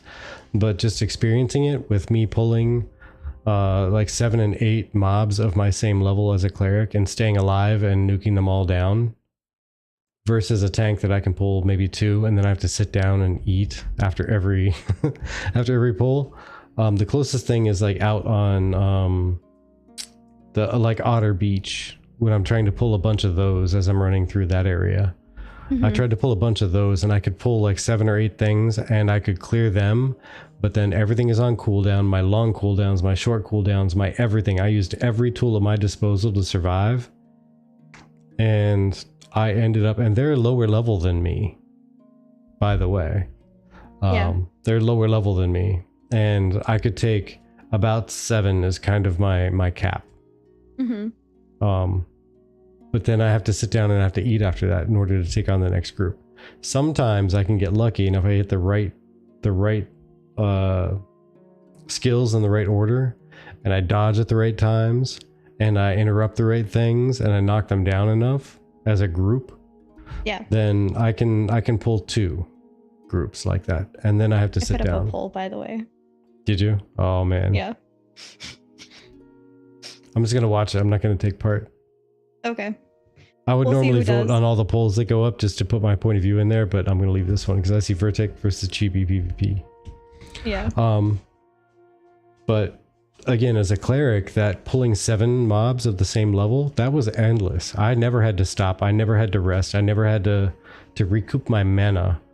Did I you never had to like less weapon on yourself when you did that? Yeah. Okay. Less weapon on myself. I put through like all of my healing everythings, and I just went to town. Anything that could do healing and damage at the same time was set up as healing and damage at the same time. And I stood in my own AoEs for the healing and damage, and I was just able to continually pull over and over and over and over, and it was insane. My problem is I don't feel like there's that much that you do in terms of damage. I feel like I'm auto attacking half the time as a cleric. Well, your there was one that said Yeah. But so you have your little beacon circle AoE, right? Yes. That one does damage and heals. You have your wave. Divine that one Flare, does damage and yes. heals. Consecrating waves, yes. You have your soothing glow that you just pop on yourself. I'm not basically talking about healing. on cooldown. I'm just talking about deep damage. Well, if you auto attack with anything, you're doing a boatload of damage, especially if you have a spell book and you're pulling a group. Just auto attacking a group with a spell book and you not dying. That's the biggest thing. You don't die and you auto cast with a spell book. Those two things means that you win. Yes, but I'm not here to mash Q for 50% of my gameplay. Mm-hmm.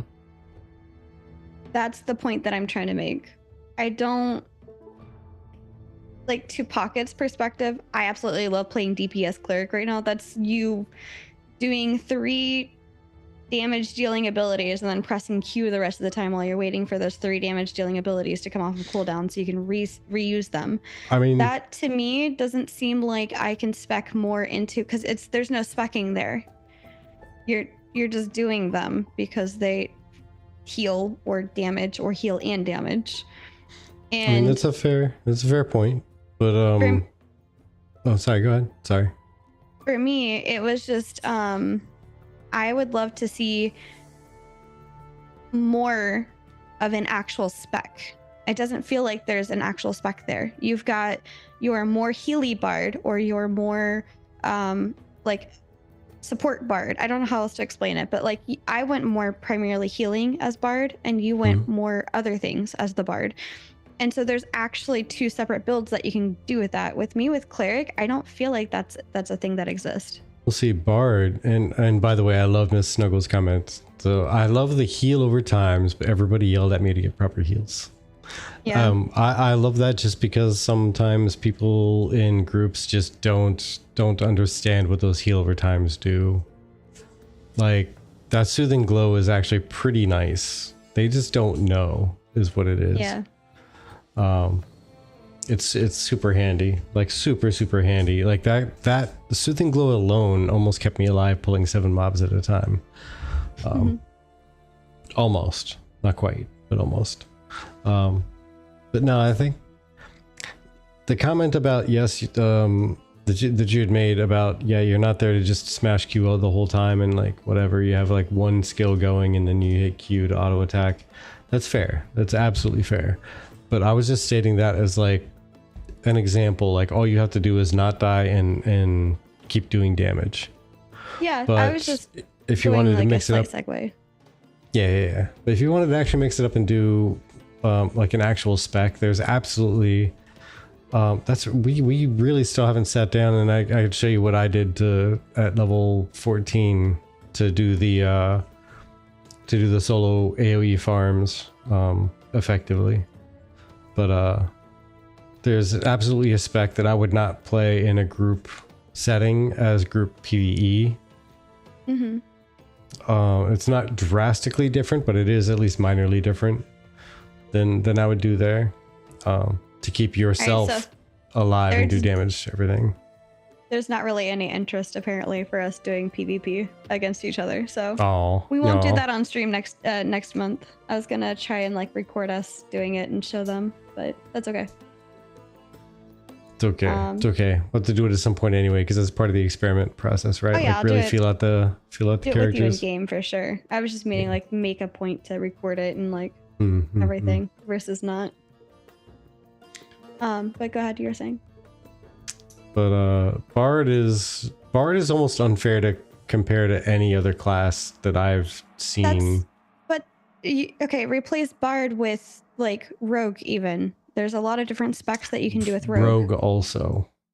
Those my two. My point is these are newer. Like why does Cleric get to feel like a one-trick pony while there's all these other newer classes that feel like they actually have I mean, I choice decisions behind them. Let me echo your thoughts and amplify them with the soul of the tank. Yeah, exactly. And like, this is what there's zero reason for any party to bring a second tank on. Like, hey, do you want to bring another tank? And everyone's going to go, why? Yeah. Why? Just why? I mean, 2 clerics make sense.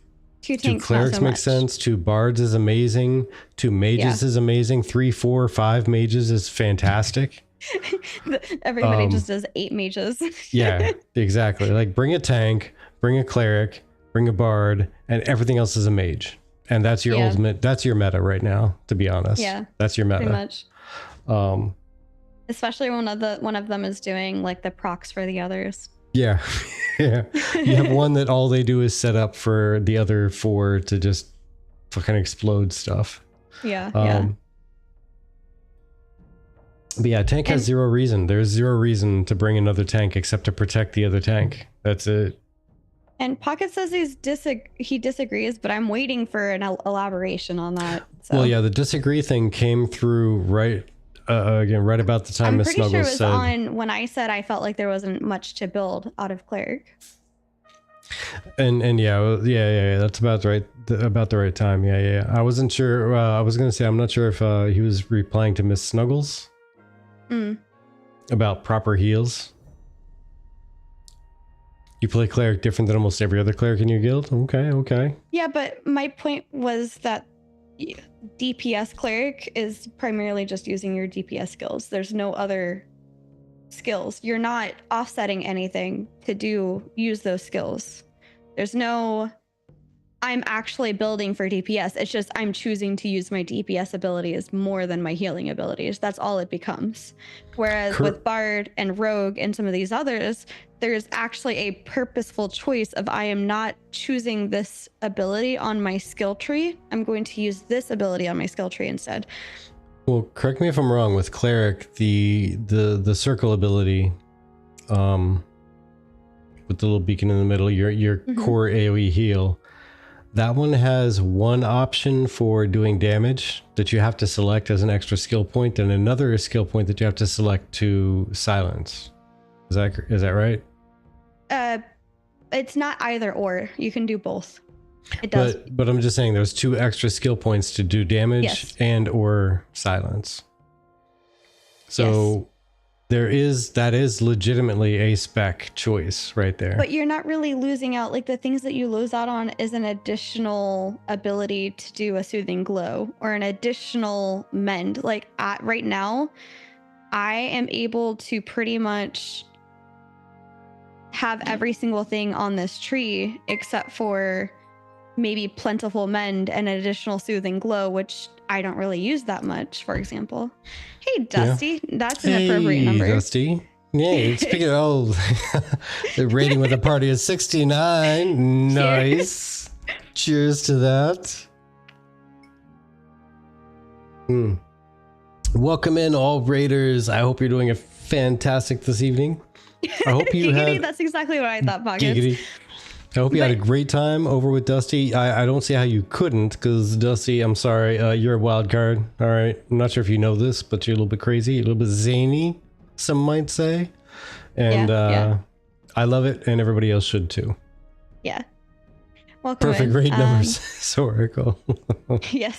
And honestly, Pockets, that's the thing that you should do in PvP. Because as long as you're able to, because by putting Bless Weapon on yourself, you're sustaining your own mana, which means you're not relying on somebody else who's possibly dying a lot in that PvP scenario to feed you mana, because every time that person dies, you got to find another person to put your Bless Weapon on.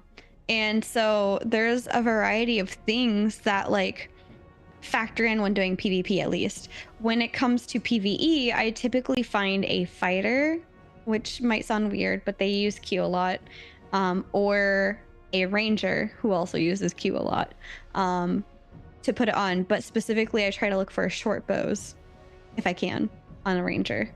But yes, that's kind of my issue though that I'm taking, is that there's no real sacrifice to...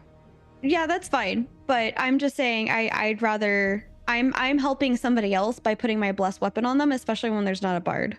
So it's a sacrifice from myself to make sure somebody else has the ability to get mana.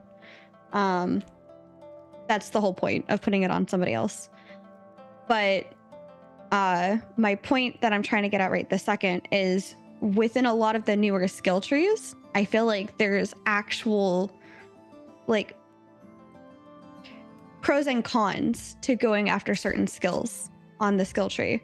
Whereas I don't feel that way nearly as much with the cleric. You lose on a couple of additional hots or something.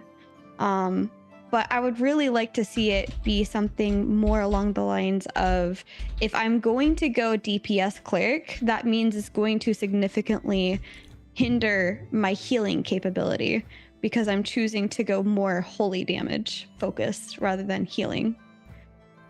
But also a couple more abilities, like let me put something on somebody that allows me to heal that person as I'm dealing damage. You know, let me adjust the style of healing that I'm doing. I do want to see, rather than new skills being added for the trees to go horizontally, add more of the augments rather than giving new. But that's what the secondary augment's going to do. The secondary augment is going to give you those augments. But let me just see if I can show you an example of what I'm talking about. Hold on. Well, that's all right, because I think I might have... I need to try to align them properly here, so it looks like it makes sense. Because I took a bunch of screenshots of the different armor stuff.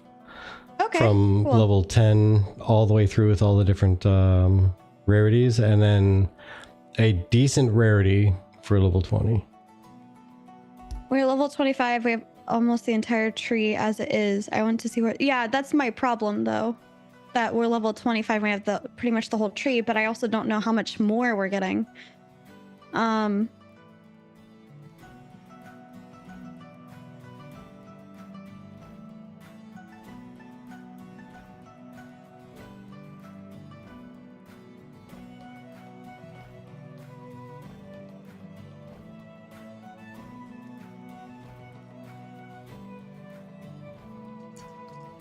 There we go. Okay, here's my problem. Ready? Okay. Cleric has 27 skills to choose from. Bard has 38. How many does a tank have? I'm curious. I'll look that up.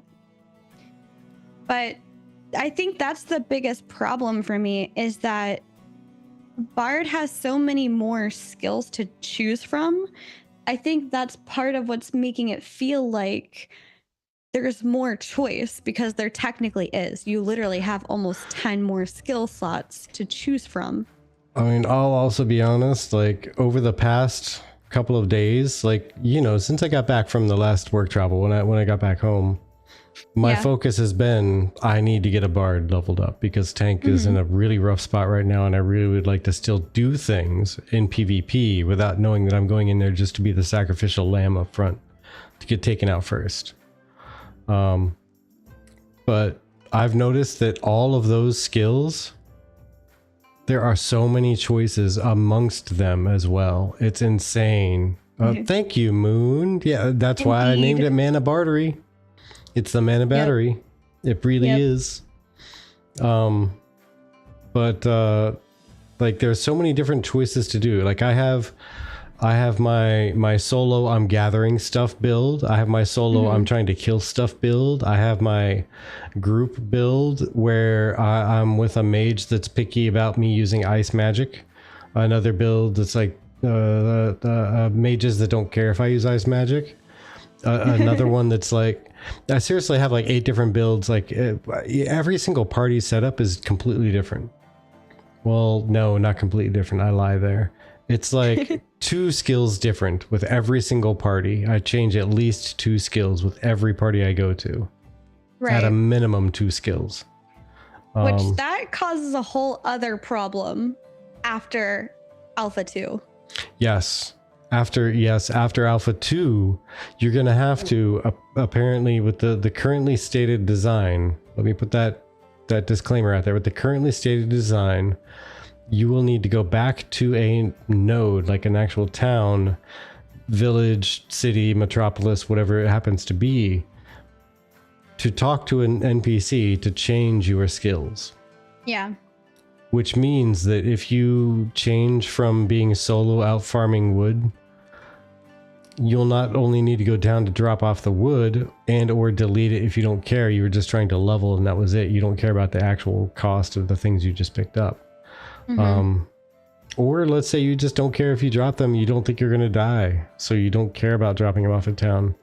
Either way, you need to go back to the node to change up from being a solo run to being a group run. And you need to figure out, while you're in the node, you need to communicate with the other rest of the other party members, especially if there's another bard, like who's doing what melodies, what this, what that, what this other thing, what that other thing, what saga you're looking to do, and configure all of that stuff before you leave the node. As soon as you leave the node, you're done. Like that's your setup. Yeah. And I honestly wonder, because I don't know how adjusting your primary skills are going to be, if that's just going to be a gold sync, whereas your secondary augment is going to be maybe like a mini quest or something that you have to go through. I forgot exactly how the secondary augment changing will be. But I don't think there's been an actual decision. I think there's been a... Steven said that you can. Yeah, exactly. Steven said that they're leaning towards allowing you to change your secondary archetype and make it relatively easy, but there hasn't been any real details around that I've seen and recall. It's probably subjective to testing. Yeah.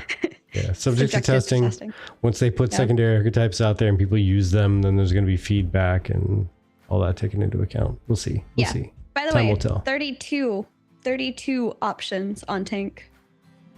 And I don't know how many of those are an either or, but not many on... There's only one thing on cleric that is either or, and that's, do you want divine infusion or essence infusion? Well, see, I have three setups. We'll need to talk after this and sit down with both of our clerics and go through everything. Because I know that at level 14, there are at least 3 different skills that I change. At least. There might be a 4th. Between being solo AoE farm, and being in a party. There's at least 3 or 4 different adjustments. I'm never solo or solo AoE farming, so it's probably... So you may not have seen that part. So that's also a fair point. Like, you may not have actually experienced that part, so you may not know that those are changes you can make that are effective. May not seen, or just may not have needed to, because cleric. Yeah. Sorry, guys. I know the struggle is real out there for DPS, and I'm sorry. Well, it's like, you know what's really funny with the 32 options for tank? Going from solo to party to PvP, there are probably 4 changes I would make. That's it. 4. Out of 32 options, I would change 4. I was just for any of those situations. That like tank and cleric have less than bard do. Like, I don't know, but there's an argument to be made that just because you have more options doesn't mean that they are more valuable options. They're more, like, you can throw skills in there just to throw skills in there. But like Moon said, I wish I had more healing over time spells. Like right now, the way that you do those is you just spec into having more healing over time and less of the other more of the single healing over time. And less of the single healing over time too. Yes, additionally, because you can get more of those. You can get more of the, you get Abundant Soothing Glow, which gives you 3 charges. But also, I think if you can apply it correctly, it could essentially cause the duration to be forever. And then you have Plentiful Mend, which also gives you additional mends, as well as escalating mend. So you can choose, do you want more, the faster you spam mend, the bigger the heals are, or do you want more more charges of mend, or do you want both? And then maybe you don't want something like Flash Cure. But I think everybody should have Flash Cure, because Flash Cure means that you can heal yourself while you're harvesting a plant. But what I would like to see in terms of like variety is something that lets me do something kind of like Discipline Priest does. Maybe there's a hot that I can have on up to 3 people, or like a buff. There we go. Maybe there's a buff that I can have on up to 3 people, and when I'm attacking somebody, the damage that I'm dealing is healing those people incrementally.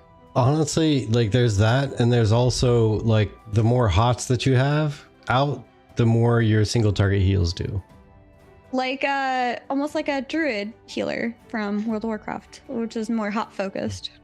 Yeah. I mean, I don't think they had a mechanic exactly like that. Or do you mean like dots? Hots or dots? The more that you're single. Hots. Like the more hots you have out, the more your single target heal does. That way, the more you're healing the party, the more you can also heal like the tank. So you're gonna heal the tank, heal the tank, heal the tank, toss out 2 or 3 hots, heal the tank, toss out a hot, heal the tank, toss out a hot. Yeah. So that you are quote unquote wasting mana to toss out a hot on somebody that doesn't need it right now, to make sure that when you toss a regular heal out on the tank, it's a bigger heal. But that's the risk versus reward. Like, do you want to risk the extra mana that you're spending on the hots to make sure that you can give a bigger boop to the tank? What if we swap out the hot for a dot? You put a dot on someone so that you can do bigger heals. I mean, I'm just saying, wow, Discipline Priest, I loved it. The more damage I did, the more healing I did. I fucking loved that. That was amazing. And that's to me what Steven was conveying, it sounded like, when he said that they're going to be the master over life and death. So I had 3 favorite healers and heal styles, whatever, in WoW. There was the Discipline Priest, which was very much like the more damage you do, the more healing you do. That was amazing. I loved the bejeebus out of that. It felt very dynamic. It felt very involved. It felt very not playing whack-a-mole. Yeah. But you were sending your heals to one person with penance, and you were doing damage elsewhere, which sent healing to the person that you penanced. You had to keep that penance up. But then you had other stuff that would just like splash heal everybody when you did damage. Yeah. That felt great. That was fun. That was engaging. It gave me something to do, and something that felt more interesting than whack-a-mole. It feels like active healing. Yeah. You're actively doing stuff so that people are getting healed. Yeah. And I don't feel like Cleric is quite there yet. Yeah, no, not quite. I also really love Druid heals because it was very much proactive healing. If you went to reactive healing, your mana was going to drop really quick. But it was proactive. You had to toss out all of your hots on everybody, and the more you put out, the more your healing you had coming to everybody. You know, you put your all your seed on the tank and let it go, and it would just cause a constant trickle. And then when they needed a big heal, you let it expire, and it popped on them and gave them a huge heal. It was crazy. But if you actually had to let your attention lapse to heal the raid, that means your tank probably needed that big heal coming in anyway. So you take that, it was like 3 or 4 seconds for it to completely go from ticking to not ticking, and it gave a huge heal. And in that 3 or 4 seconds, you're just like spamming your heals on the rest of the raid, tossing out your wild growth so it heals 5 people or 6 people if you spec into it. And it felt good to be like proactive, but then you could be reactive and absolutely blow your mana in a giant load of healing if you really needed to or wanted to. Yeah. And then the monk. The monk is how I kind of thought that the cleric was kind of being designed around. The fist weaving, it was called at one point. And then they got rid of it, and then they brought it back because it was so popular. Yeah. And it was literally, it was kind of like Discipline Priest. The more you attack, the more healing you put out. Except it was much more focused on attacking. Like it wasn't a fantastic attacker. It didn't do a shitload of damage. But the more you focused on attacking, the more it healed the rest of your party. Yeah. And that felt really good because you could dedicate yourself to trying to attack things, and it would just heal your party as you did it. Yeah. And there were a few things that you could just like bump out as a gigantic heal here and there. Sorry, I And then it just would have realized long all I've been cooldown. saying for the last 5 minutes is yeah. Yeah. But you're making good points. I'm sorry. Yeah, those are my three favorite, and those all three have something kind of in common. Like they weren't your typical just heal who's damaged. Mhm. It wasn't that typical build. So I want to preface this for anybody who's joining us. I play cleric. That's all I play for Ashes, and that's all I really ever play for any game. I'm a healer main, and my comments are not because I don't like cleric. It's because I see more coming from cleric in terms of looking at some of these other classes and also looking at the definition of what cleric is that Steven gave out. Pocket says, I feel between Mend, Flash, Cure. This covers the Life Bloom and Communal Restoration, is super similar to Wild Growth. I love Cleric because it feels like Druid, and I can agree with that. But it just... I want more... I feel like we're all stuck playing just Druid. But what if somebody wants to play Disc Priest? Or if somebody wants to be more like a... I forgot what you called it, but my brain is Fist Weaver. Yeah, the Fist Weaving Monk. Random, quick, 1 sentence comment. Actually, Pockets, it really feels like a Holy Priest because it doesn't feel like Wild Growth. Because Wild Growth was like a big heal and then it trickled off into Hots afterwards. Yeah. Whereas the was it the healing explosion thing? It feels like a slower cast, higher healing explosion, like the healing bomb or whatever the heck it was called. I don't know. Yeah, I forgot. But it does feel more similar to me to Holy Priest because that's primarily the two types of healers that I really played a lot of were Holy Priest and Druid. And then more recently I did some Shaman heals. That's the other thing that I was... kind of wondering is how much do you think that the secondary augments are going to change the feeling of the way that heals work? Like maybe what I think is missing are things that are coming through the augment system. Because again, the idea is that there's 64 classes. And so if the primary cleric is essentially your holy grail, holy priest, in my opinion, then some of these other secondaries are going to feel very different. And I want that. I really want that. I see your shiny armor on the screen. Oh, yeah. I was just putting it up there for people to take a peek at out of it's curiosity. It's really hard for me to read even on my screen. Wait, here, let me make a change here then. Let me adjust it real quick. Because I can get rid of probably all of this. I could see Weaver being filled by Cleric Summoner feel with drains and such, or Disc Priest with Cleric Tank with shields. I mean, I think Cleric Summoner would be maybe more like a Shaman heals, possibly, with the Mistweaver being maybe more like... Is that better? Mage? If not, I'll set it up differently. So I have another way I can set it. No, it's really hard to read the numbers. Okay. Like the numbers are like, I see the colors. I can't really read any of the names of stuff, but I'm not on a full thing, like a full screen. I gotcha. Yeah, I can change it up. I'll make it more square. Okay. And make it bigger. I could see Shaman heals coming with Cleric Bard because already feels like a Shaman totem.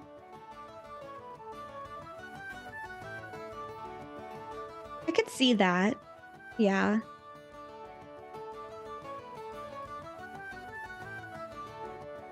It depends on which facets, right? Like, yeah, it depends on which facets. I could see a variety there. And then you've got, obviously, Cleric Tank. I feel like would probably be a Paladin on the Healy side of Paladin, but Tank Cleric could be the tank side of Paladin.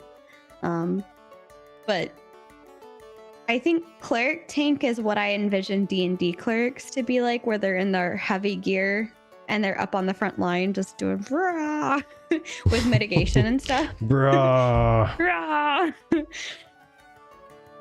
But I would love to see what cleric rogue looks like. That is one thing that I am super curious on how that's gonna work. Super duper curious. But what else? Cleric ranger as well would be interesting. I imagine cleric ranger being like Anna or Anna from Overwatch, where you shoot people to heal them.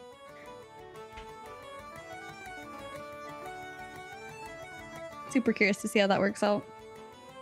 But I built my shaman as a self mana battery. It made super easy solo level. Yeah, probably. I'll probably go cleric ranger just because I vibe with the short spell bow and looking to add to my damage side of cleric. Yeah, that makes sense. I wonder if, like, for some of those to that point, you know, if you go rogue or if you go ranger or mage, even if you're able to add more damage to your cleric build, that's a bit easier to read. Okay. So this is a long throwback because our conversation took us like in so many tangents away from what we were talking about at the time. But you know, like conversations normally do. I don't know what you're talking about. It's totally weird.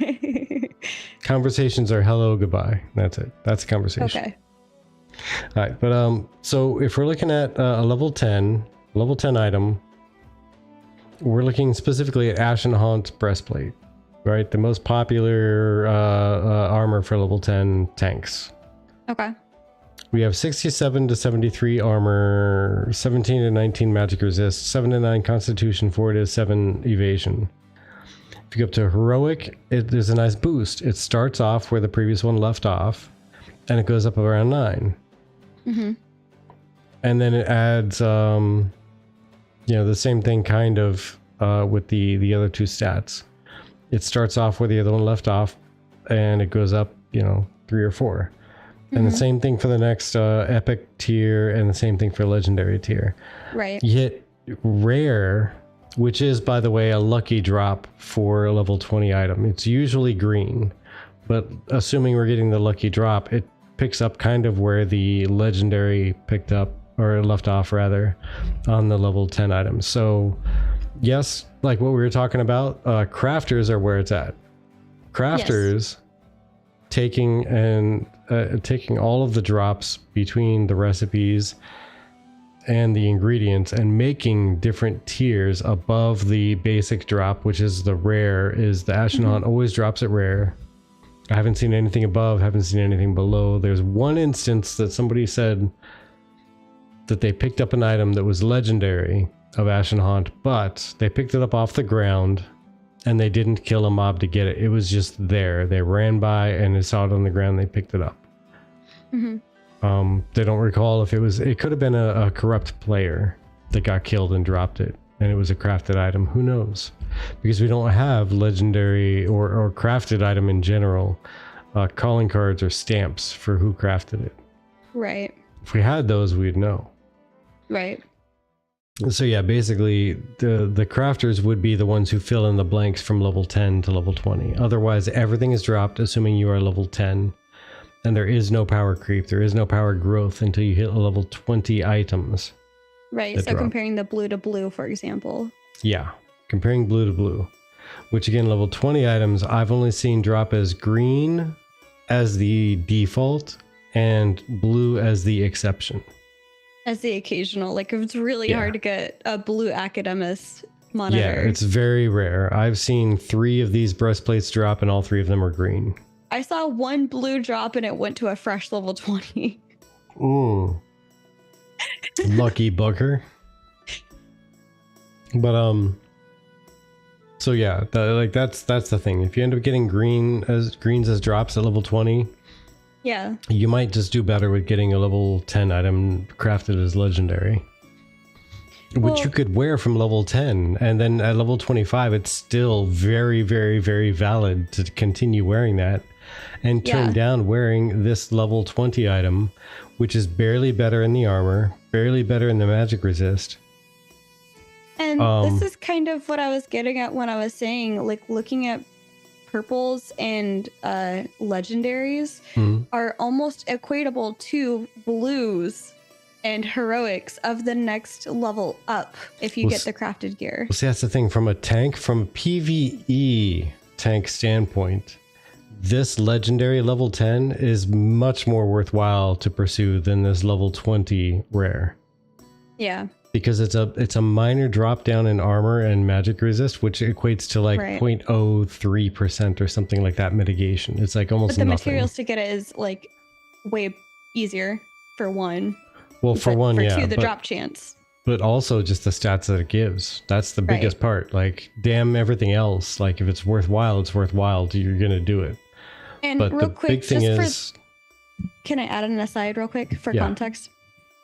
For those of you that are not Alpha 2 testers, because you don't have Phase 2 access, maybe a Phase 3, or maybe you don't even have Alpha 2 access, this is why a lot of people are building legendary level 10 gear and then enchanting it. You can see it just here, the way that the drops currently are within the level 20 areas versus what you can craft. And this is exactly why a lot of people are going through and building these legendary, or as close to legendary as they can get, for these armor pieces.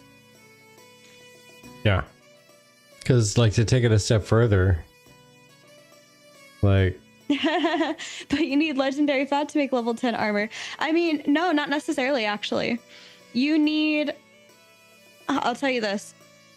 You need at least a blue or heroic. If you can get your hands on a heroic with the right crafter and processor, you can get that up to legendary. I've seen it done. And buffs and node buffs. Yeah, because you have the one item, the one thing contributing a score to your armor being the whatever weapon mold or armor mold, right? But you have 10 of this and you have 10 of that and potentially 10 of this other thing, or 5 of this other thing, or 1 of this other thing, whatever. If everything else is legendary except for the animal fat to make the mold, and that one is blue, but the person crafting it, like Chibi said, basically has like all this rarity boosted up, then there you go. You got a low, quote unquote, low roll legendary, but it's a legendary. Who cares if it's a low roll? It's a legendary. Or worst case scenario of really high epic, which puts you at 91 and 23, which matches up right alongside with the low end of the legendary. Yeah, but here's the thing also, like the stats. Here's the funny thing I've noticed with the gear. Like, there's no gear sets that go directly from level 0 to level 10 to level 20 that have the exact same stats or the exact same stat distribution. I haven't noticed any. Please, somebody correct me if I'm wrong. Between the Ashen Haunt and the Academus, where the one has the necrotic, but the other has the Constitution and Evasion.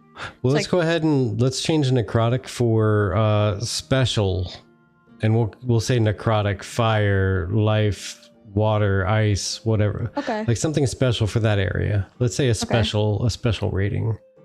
Let's say we knock one of those out completely.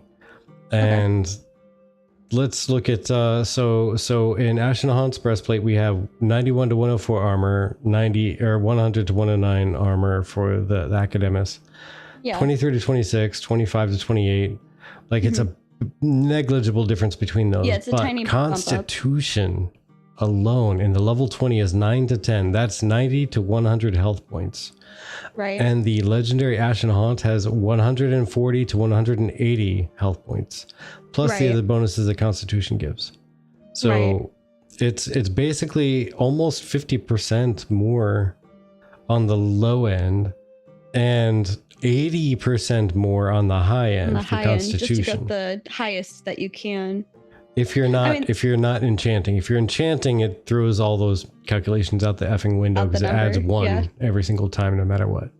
Yeah. But then the choice is strength versus evasion rating. As a tank in PvE, evasion rating all day, every day. In PvP, it's debatable. Even with 19 points of evasion versus 1 strength, it's debatable. But at that point, though, let's say you had rings on that were evasion, you could just swap those out for rings that were strength, essentially. Yeah.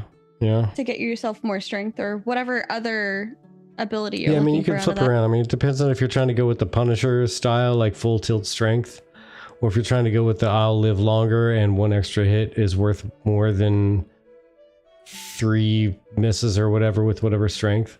Like however your calculations and thought process goes. All right. I'm going to take a moment with us real quick. Yeah. The last thing that we need to do is take a shot. Oh, do we? Okay. Yeah. Fireball? Fireball. Flask of Fireball. Let's go. Let's go. Ooh. Did you hear that? Hold on. Did you pop the cork and it went? Nice. I don't know why that tickles me. I'm sorry. Cheers. Cheers.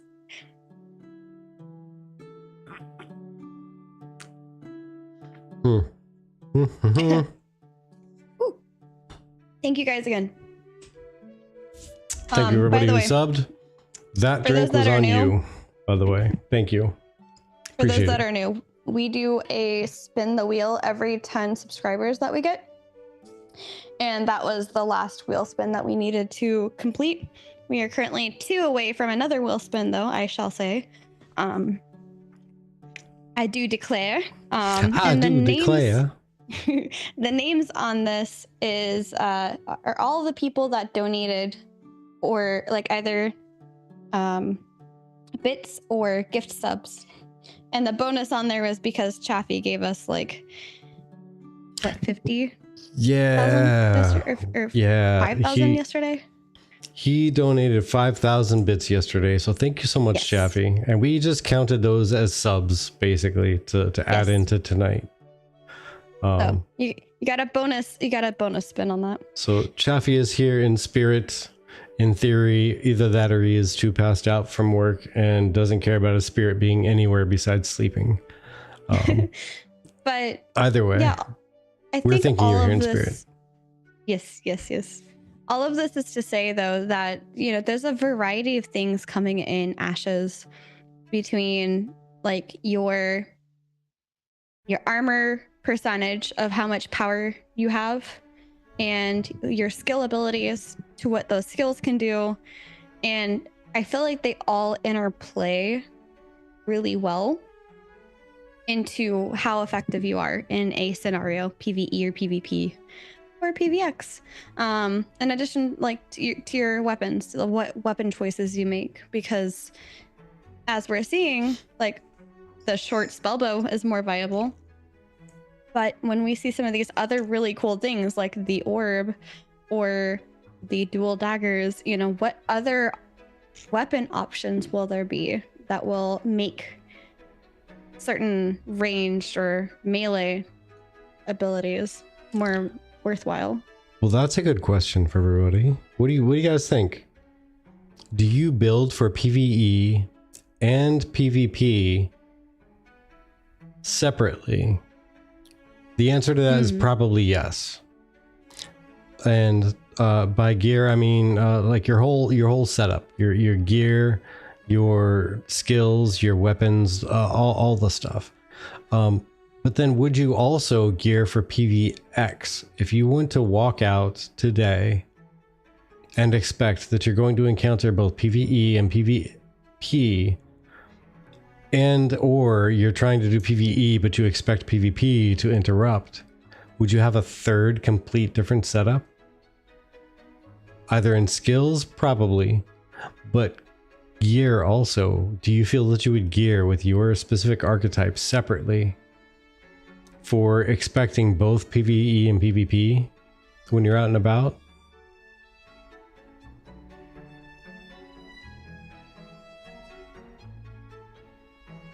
Okay, so Snuggle says she uses the same one spec, does not try to PvP. I just Fair, put up a poll fair. on Twitch. I'm working on putting it on YouTube. Keyboard Oracle, you missed a good bit of stuff. We actually showed up. I'll pop it up on screen again just to show you, so you can see what we were looking at while we were talking about everything for a few minutes here.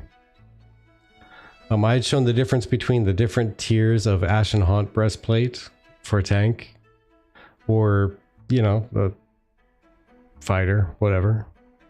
As you wish. Either way, it was just an example of the difference between required level 10 gear versus 20, scaling up between the different tiers, and then going and jumping up to a level 20 at a good roll, a blue drop, which most people know the blue drops as level 20 are more rare than green drops at level 20. They're much more common.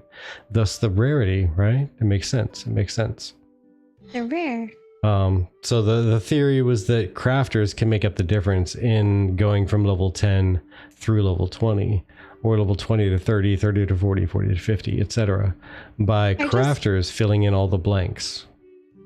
I wish that going from 10 to 20 lasted long enough that it was viable to get crafted gear midway through, so you'd have a power boost to help you, instead of it being like end of that level is worthwhile. That's the fun part about the current testing environment, is we're capped at level 25, right? Out of 50. And 50 levels are estimated to take, what is it, like 270 hours or something to complete. And we all know that the last 10 levels are going to be half of your leveling time. And after that, the last 10 levels before that are going to be half the leveling time, et cetera, all the way down. So it basically doubles. From 0 to 10 is going to be half the time it takes to level from 10 to 20. The 20 to 30 is going to take twice the time as 0 to 20. And, I mean, that makes sense for the higher tier, like crafting. But it's just like the lower tier crafting that I'm just like, But maybe this will just be like some random meat and potatoes at the end of the day, because you'll get to 25 pretty quickly, and then you'll be kind of slogged at 20, is that you're going to want to focus on getting gear. Yeah, we'll see. That's where the fun and interesting part is going to come into play. So let's imagine a time in the future beyond where we're sitting at right now in the Alpha 2 testing. Right. Currently in the Alpha 2 testing, excuse me, to get from level 0 to 10 is like no time. You could do that in like, 4 hours, 6 hours, let's say. Right. 6 hours. You get to level 10. A 10 to 20 is going to take you like another, 15 hours or something crazy. It takes a lot longer. And then the 20 to 25 is going to take you like 7 or 8 hours. Almost half the time it took you to do 10 hours before. Right. Ironically enough, 5 to 10 levels, right? But either way, it's going to take you a certain amount of time to get there. The time that you spend in that level is the only time that you have to gather those materials for that tier of equipment. So right now we're spending so little time. As you said, it doesn't feel like there's enough time to gather the materials to get equipment worthwhile. Right. But after we start to hit level 30 and 40, I think it's going to start to really feel like there's plenty of time to gather the materials to get maybe not a legendary, but at least an epic set of armor created for you while you're in that 10 level range. Okay. I think anyway. We'll see. By the way, the vote's about to end, but we have 3 on Twitch that are saying no. They just focus on one of the play styles. And then one person on Twitch says yes, one for PvP and one for PvE. And then I think one person voted, on YouTube that specs for PvX. They focus all 3. Okay. I am one of those where I primarily focus my PvE. So I primarily focus PvE first, and then I start to incorporate little things to make PvP easier. And that's the way that I build. So I have a book, I have a two-handed sword, or like a great sword, spell sword specifically. And then I have my gear that I've been using that I pushed up really hard to get to epic-ish for level 10. And then for PvP, I am trying to get a spell bow to replace the book. But that's about it. That's all I'm really doing for PvP. Keyboard Oracle, true to the name, says primarily equips for PvC, player versus couch. Nice. But I love it. Yeah, I love it. I'm really curious to see more of like what you guys think on these things, because I mean, the reason why this whole thing got started is because we were talking in our Discord about the feeling of gear, meaning your weapon and your armor. Player versus chips. I like that. I like that. Okay, I'm right there with you. As long as there's some salsa or some cheese dip, I'm in. Yeah. The whole purpose of it was, like Steven said, that the gear, meaning your weapon and your armor, should make up 40 to 50% of your power level as a character. And the question is, does that feel like that is what is happening? Does it feel like gear is only taking up 40 to 50%? Or does it feel like it's more? Because right now it feels like it's more, but also what level of that is enchanting, and how much does enchanting throw off that whole entire balance? I feel it throws off the balance crazy much, because it, like, the main stats that you really care about are all boosted every single time that you level enchanting one level. One level makes a grand difference with the big things you care about, like your strength, your intelligence, your mentality, your wisdom, your dexterity, constitution. Like, those are the things you care about. Yeah. Each one of those goes up a level every single time. Side tangent. Pocket says, did 26 braid wood milling 3 times on processes and didn't get a single proc up in quantity or rarity. That feels really bad. And the question that I was going to ask is, what is your rarity rating? What is your quantity rating? Because at lower levels, 1 second, Zarkrap. At lower levels, it's not going to really affect that. But also it's a rating, so it's like affecting it at a much more minor. I can process 100 potions multiple times and sometimes get a proc up and a rarity. So Chibi, you've dealt with this a lot more than I have, so please like correct me if my assumptions are wrong based on what I've heard. Okay. When it comes to rarity ranking up based on rarity increase on your gear, it's like 500 or 600 something, like odd points is like 520 or like 617 or something weird like that. But if you get anything before that, it does not. It's like a hard line. It's not even like a chance of. There's absolutely a line, and it depends on what you're doing. There's actually a crafting calculator online where it considers your rarity rating. And what you have to do is you have to plug in all of the current rarities that you have and then play with the rarity rating, and you will see that jump up.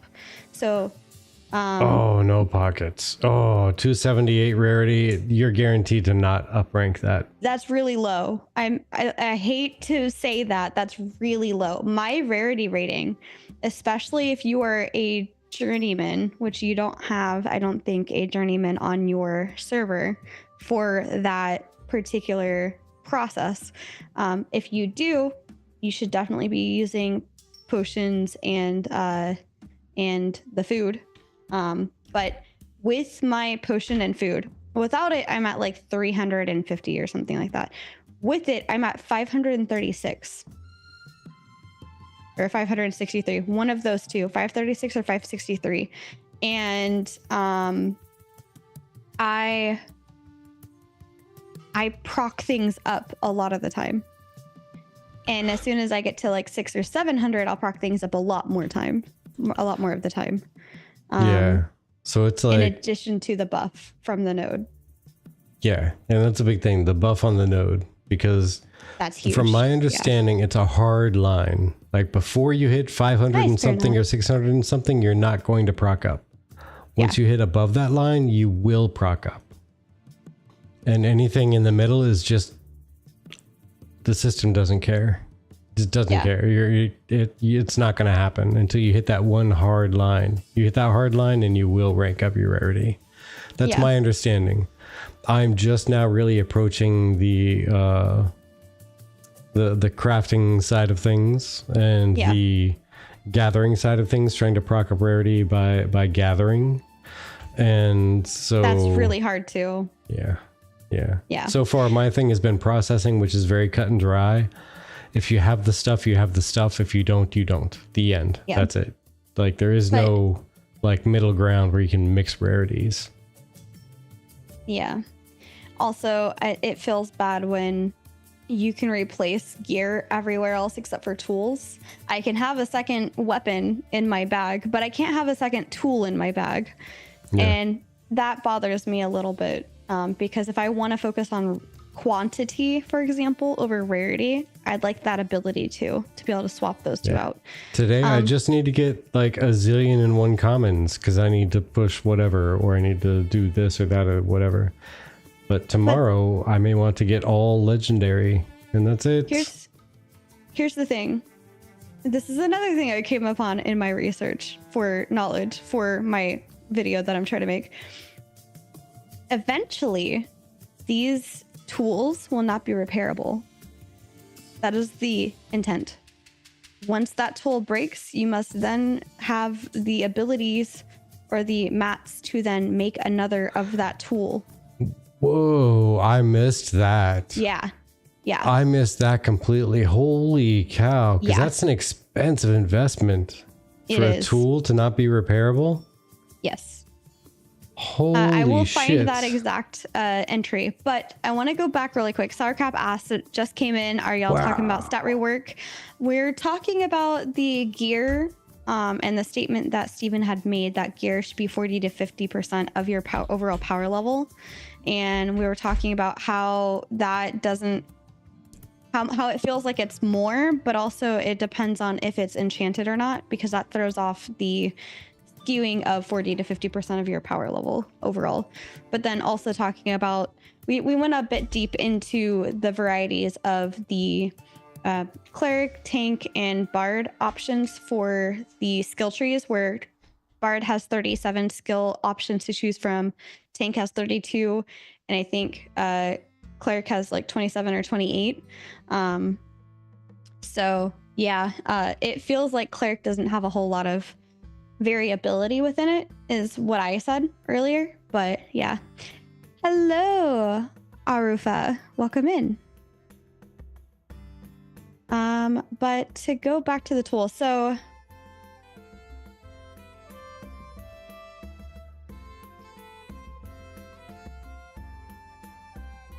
where was it? Tools will have a durability and lifespan.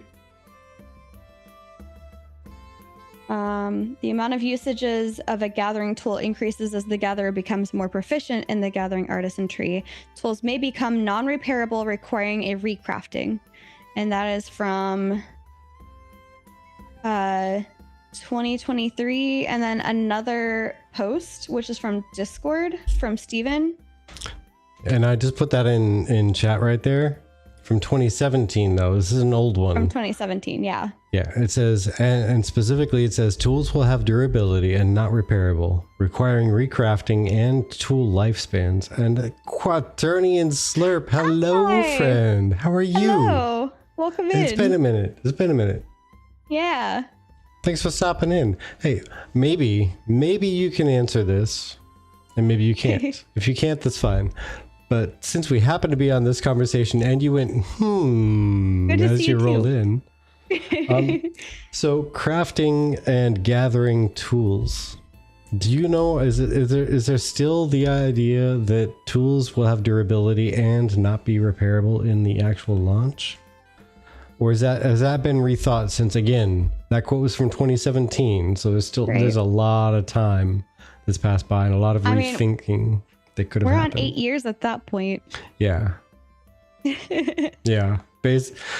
I want to say basically, but we're literally 3 weeks away from that. Yep.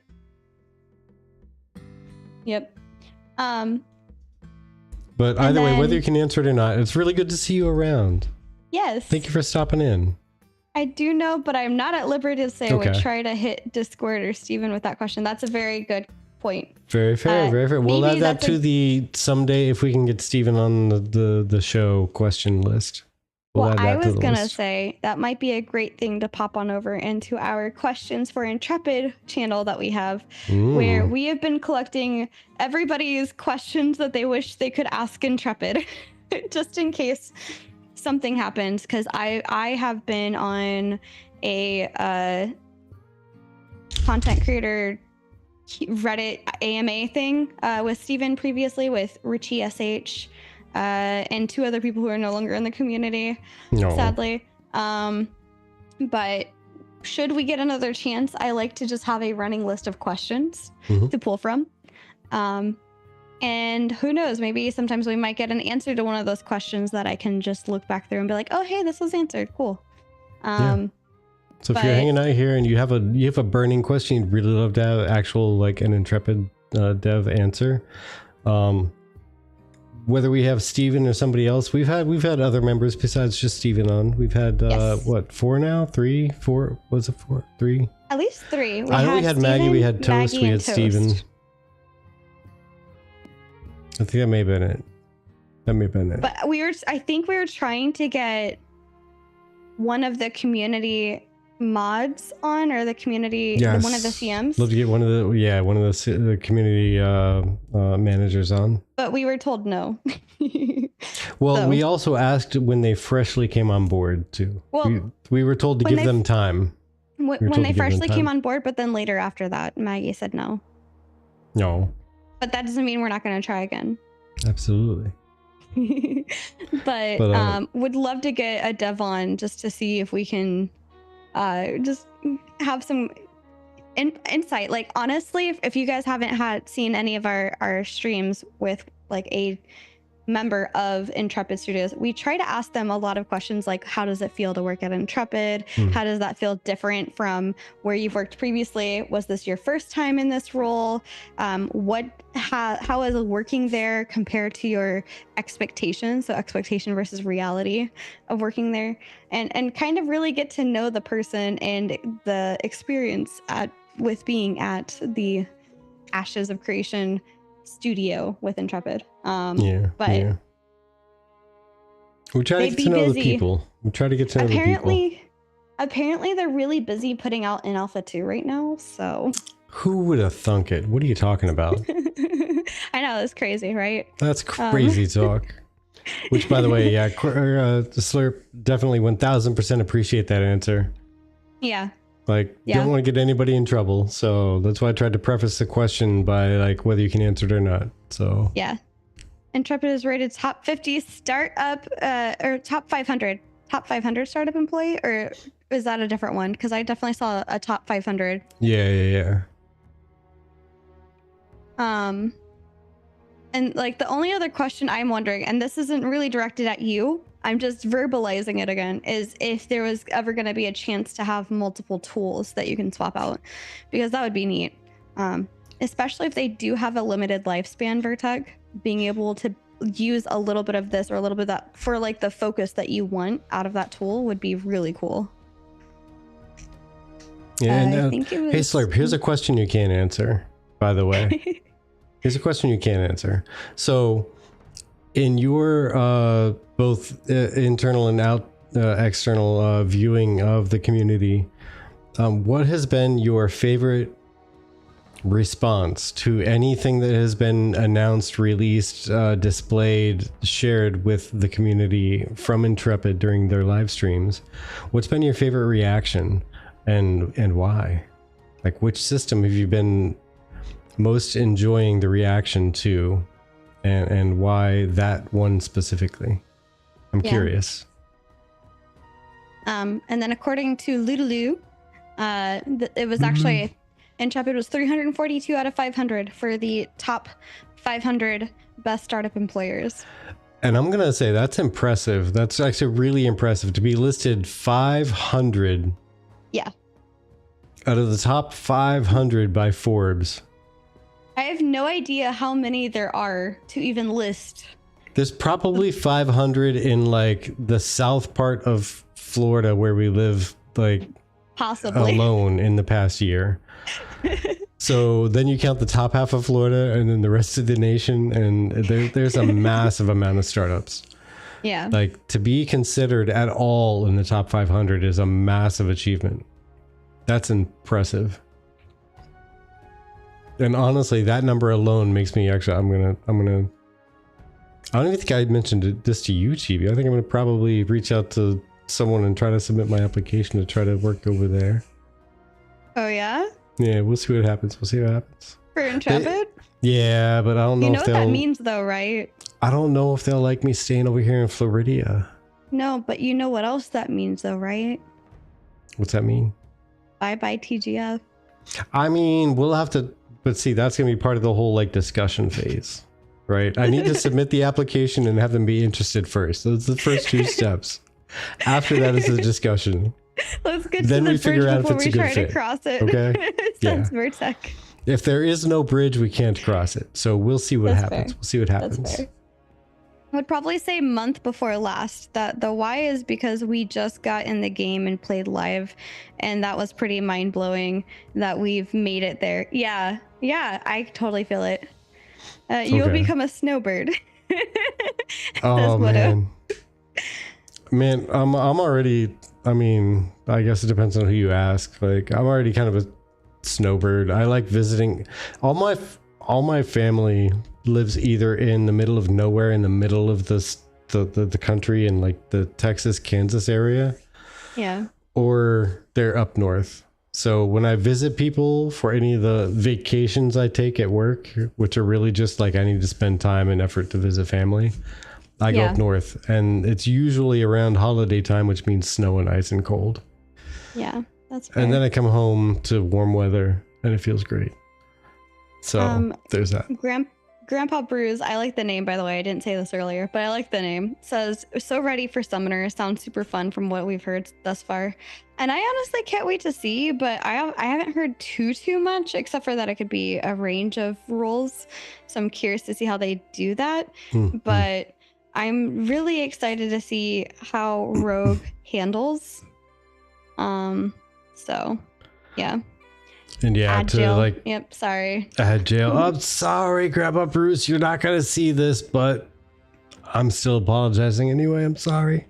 Oh yeah, Slurp probably won't see this either. So I'll wait. As soon as the ad break ends, I'll talk to Slurp again. Yeah. It's 35 seconds, so we're almost there. We're almost there. Sorry, guys. If I could turn them off, I would. But yeah, I guess to reiterate to those of you who are still here, that means you're a subscriber. Yes. Thank you so very much for being a subscriber. You're helping us like beyond your knowledge, to be honest. We're trying to make our way into making this a bigger thing. And honestly, getting Chibi out of the day job. This is a long way off, so it's not expected to be tomorrow. But we're hoping to get there. And you are helping us get there. So thank you so much. And we're taking steps to get closer and make better content and more content. Make our content better than it is. Absolutely. Yes. So I think the ad break is over now. It looks like it's over now. Yes. So we give all the thank yous. Slurp, to touch back on what you said, just got in the game, played live. It was pretty mind blowing that you made it that way. What was your favorite thing? What was your favorite thing to actually go out and explore and do, knowing that you're now in a totally different environment? You're not just playing with other devs. You're not just playing with any internal, external QA devs, basically before you get to, paid subscribers.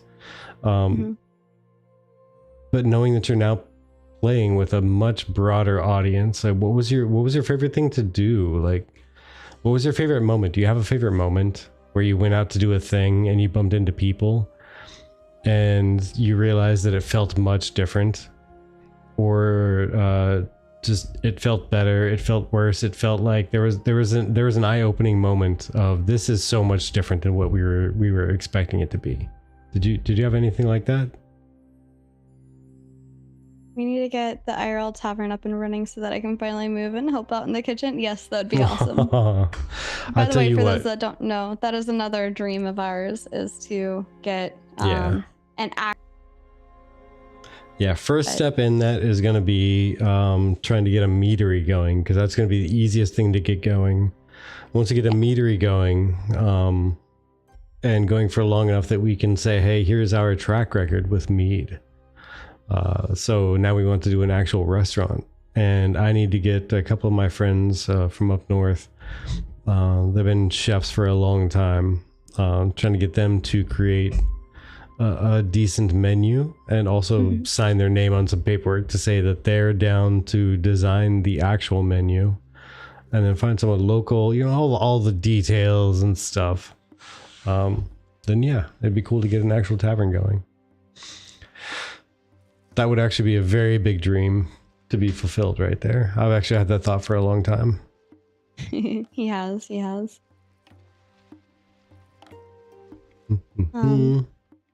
And while we give Quaternion a few minutes here, I just want to say thank you guys so much for hanging out with us. This has been a really fun community day, and we look forward to doing more of these weekly. That would be amazing, Miss Snuggles. Q&A with Steven in the real life tavern. Absolutely. Oh my gosh. Hey, Steven, if you come over, we'll comp your dinner. I'm just saying, if we ever actually get a real life tavern going for the Golden Feather, like, Steven's going to be the first guest. Like, the first guest, and it's going to be a closed building, and it's just Steven. Just us and Steven chilling there.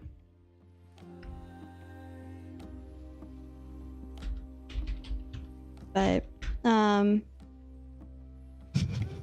would also be fun to see if we could host Steven being a DM for Ashes in the Pathfinder space. Heck yeah. Oh man, that'd be awesome.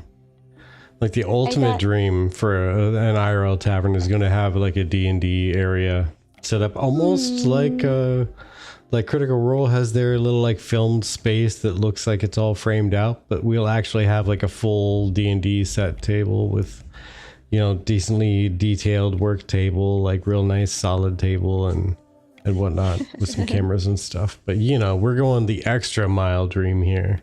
We're going the dream of dreams. Keyboard Oracle says, I bet AOC goes massive and you go massive with it. And I thought that was very sweet. Thank you, Keyboard Oracle. Thank you, Oracle. And then called it a meadery. That's a big fish. A meadery.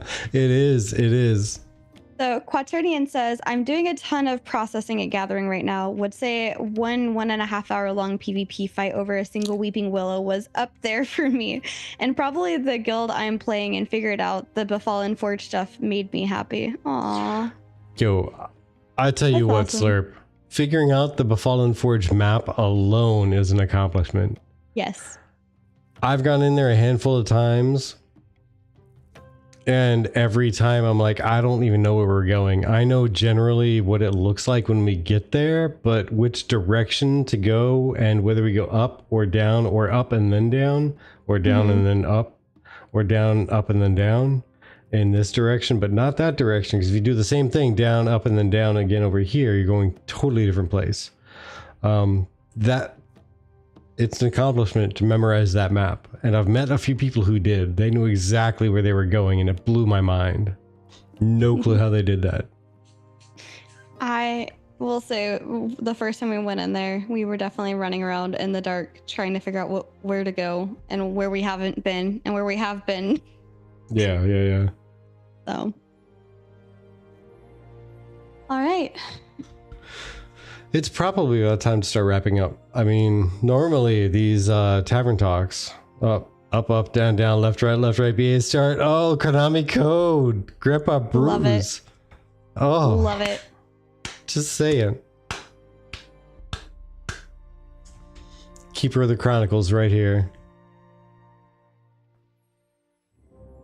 Or BA select start if you have player 2.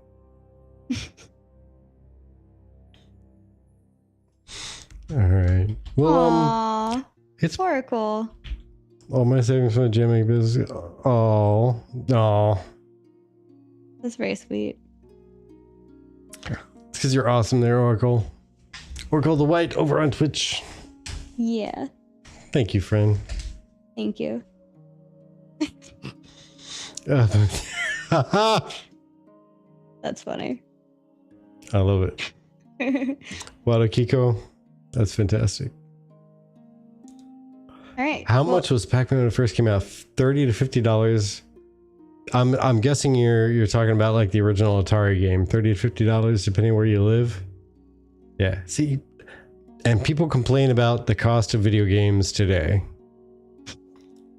Pac-Man came out what, like 1903 or some prehistoric time, like forever ago. Like realistically, to be honest, like 1970 something or 80 something, 85, there we go. It was forever ago by today's standards. It was so long ago, but it was still $30 to $50. It's 40 years old. Today's game, 40 years later, is still $20 more of the maximum cost in 1985, not 1885. Just saying. I exaggerate, but 1885 is a little excessive. I was the champion of losing my memory card, so I always had to start my games over.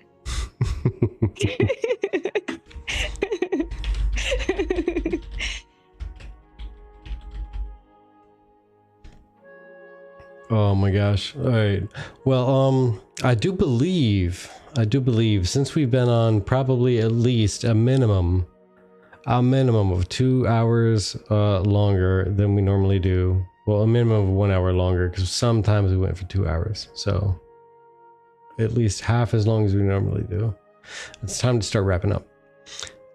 If anybody has a suggestion, the guide do you? I think Sinflow stopped in to say hi the other day. Mm-hmm. So maybe we should raid over to Sinflow, who is live with, I don't know, but a lady. Is Sinflow live? And they are doing Sinflow something called a Twilight Talk. So let's maybe raid them because they don't have very many viewers and they... Oh, let's change that. Let's change that right now. Let's change that right now. Okay? But yeah, I watched Sinflow the other day. Sinflow was a really cool cat running around adventuring in Vera and interacting with peoples and reading chat. So not doing the typical, like, I'm just going to do my thing and ignore chat thing that a lot of streamers do. So it felt great. And we're gonna read back over there and say hi. Yeah. Chibi, do you have any last words before we go? I just want to say thank you guys so much once again to all of these amazing people: Woodchip, Bochi, Saken, Chaffee, Adeptus Guilds, Chaffee again, Sphinx, Steven Stripe, and Erode.